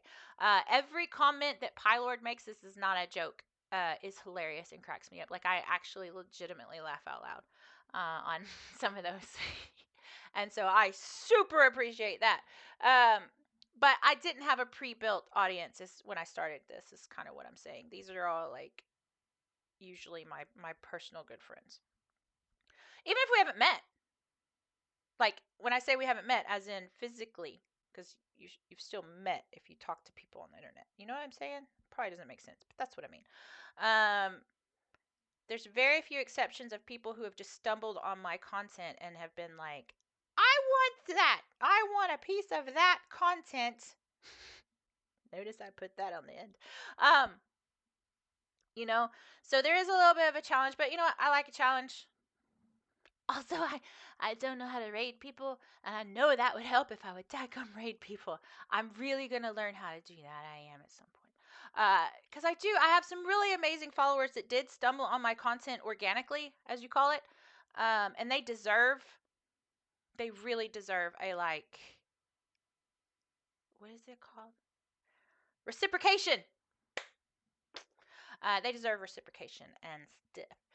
And I need to do that. But like Lady the Row, who was here earlier and said hi, she's one to follow as well. She does kind of niche stuff, but it's great. So she also does Doki Doki Literature Club from time to time. I noticed. I really wanted to jump on that stream, but she's in America, so the times are wonky. Oh, there you are. Let's see. Nana says, it's been a great stream today. Thank you so much, Nana. And Lady the Road, you really deserve more time than I'm able to give. Oh, no, not at all. Thanks. I just got back in. Type/raid, then the name. I'm scared to try something new. I think we'll do that on the next one. Oh. I'm too scared to do it right now, Jenny. But I think I'll do that tomorrow for sure. I will do that. But I do want to say thank you, lady, for poking your head back in. It's always great to have you here as well. And woo, I don't remember what to say. Like I said, today was an anxiety day, and my brain just went. It just gave up. So I'm probably have to tell Pete I can't do tonight. Oh, you guys are amazing. Mood, exactly. Oh, as Jenny said earlier, brain ain't braining. It's the God. I can't believe it's like 5:41. Yeah, I don't want to go buy an outfit right now. But you guys have been amazing, and I say this every time, and I mean it every time. I think I've had this. I meant to try this. It doesn't matter. We'll do that tomorrow. That and rating we'll do tomorrow. But I want to say, I say this every time, and I literally mean it just as much, 100% every time I say it. It's not a joke. It is something I truly feel, which is you could spend your time with anyone, because dadgummit, to me, time is way more valuable and precious than, like, definitely money. maybe not more than cheesecake. And I have a gluten-free and dairy-free cheesecake thingy. I need to go have that. Pylord, yay! That's actually my favorite emote. I can't wait though until, because I also have emotes. I had somebody design me some emotes. They're so cute. I can't wait to hit affiliate just for that because I'm a dork. But yes, lady says time is precious. Cheesecake is a close second. Yes, absolutely. And I'm gonna go enjoy my cheesecake after this. It's weird because, like I said, it's dairy free because I can no longer eat dairy, and then I'm celiac, so I can't have that. It does taste. I don't know how they did it. It tastes like cream cheese. It's done with oat and coconut oil, I think. By like oat milk or whatever that stuff is called. It's weird to call it milk, but that stuff. Anyway, I'm still rambling because I am a little bit still have anxiety, but I'm better. I'm smiling. You guys did that. You guys did this. You put the smile on my face, which is why I do this, because you guys make me feel good. And I think that's into it. So you could choose to spend your time with anyone in the world, and the fact that you do choose to spend your time with me and my insanity, because that's what it is. It literally means the world to me. Pyler says gluten-free and dairy-free cheesecake is just a biscuit, isn't it? Basically, yeah, it's just the bottom crust. And then I have a weakness for some reason lemon. So lemon cheesecake or lemon cake. Oh, like pound cake that's lemony. Oh my gosh. Biscuit. Oh, that's good. That was if it's vegan. It's a biscuit. Ah, yes. Ladies rules, me too. But okay. I really am gonna go because I do have to talk to P and tell him I might not be up to tonight. I feel so bad about that. But some days are like that. Anyway, I'll see you guys definitely tomorrow. Tomorrow's Wednesday. Yeah, that's my last day here until I fly over. Oh my gosh, this is gonna be hectic. Hectic AF. Anyway, so thank you so much. You guys are amazing. I just cannot tell you how thankful I am for you. And I will see you tomorrow at 7, if you're around, 7 p.m. UK time. Bye!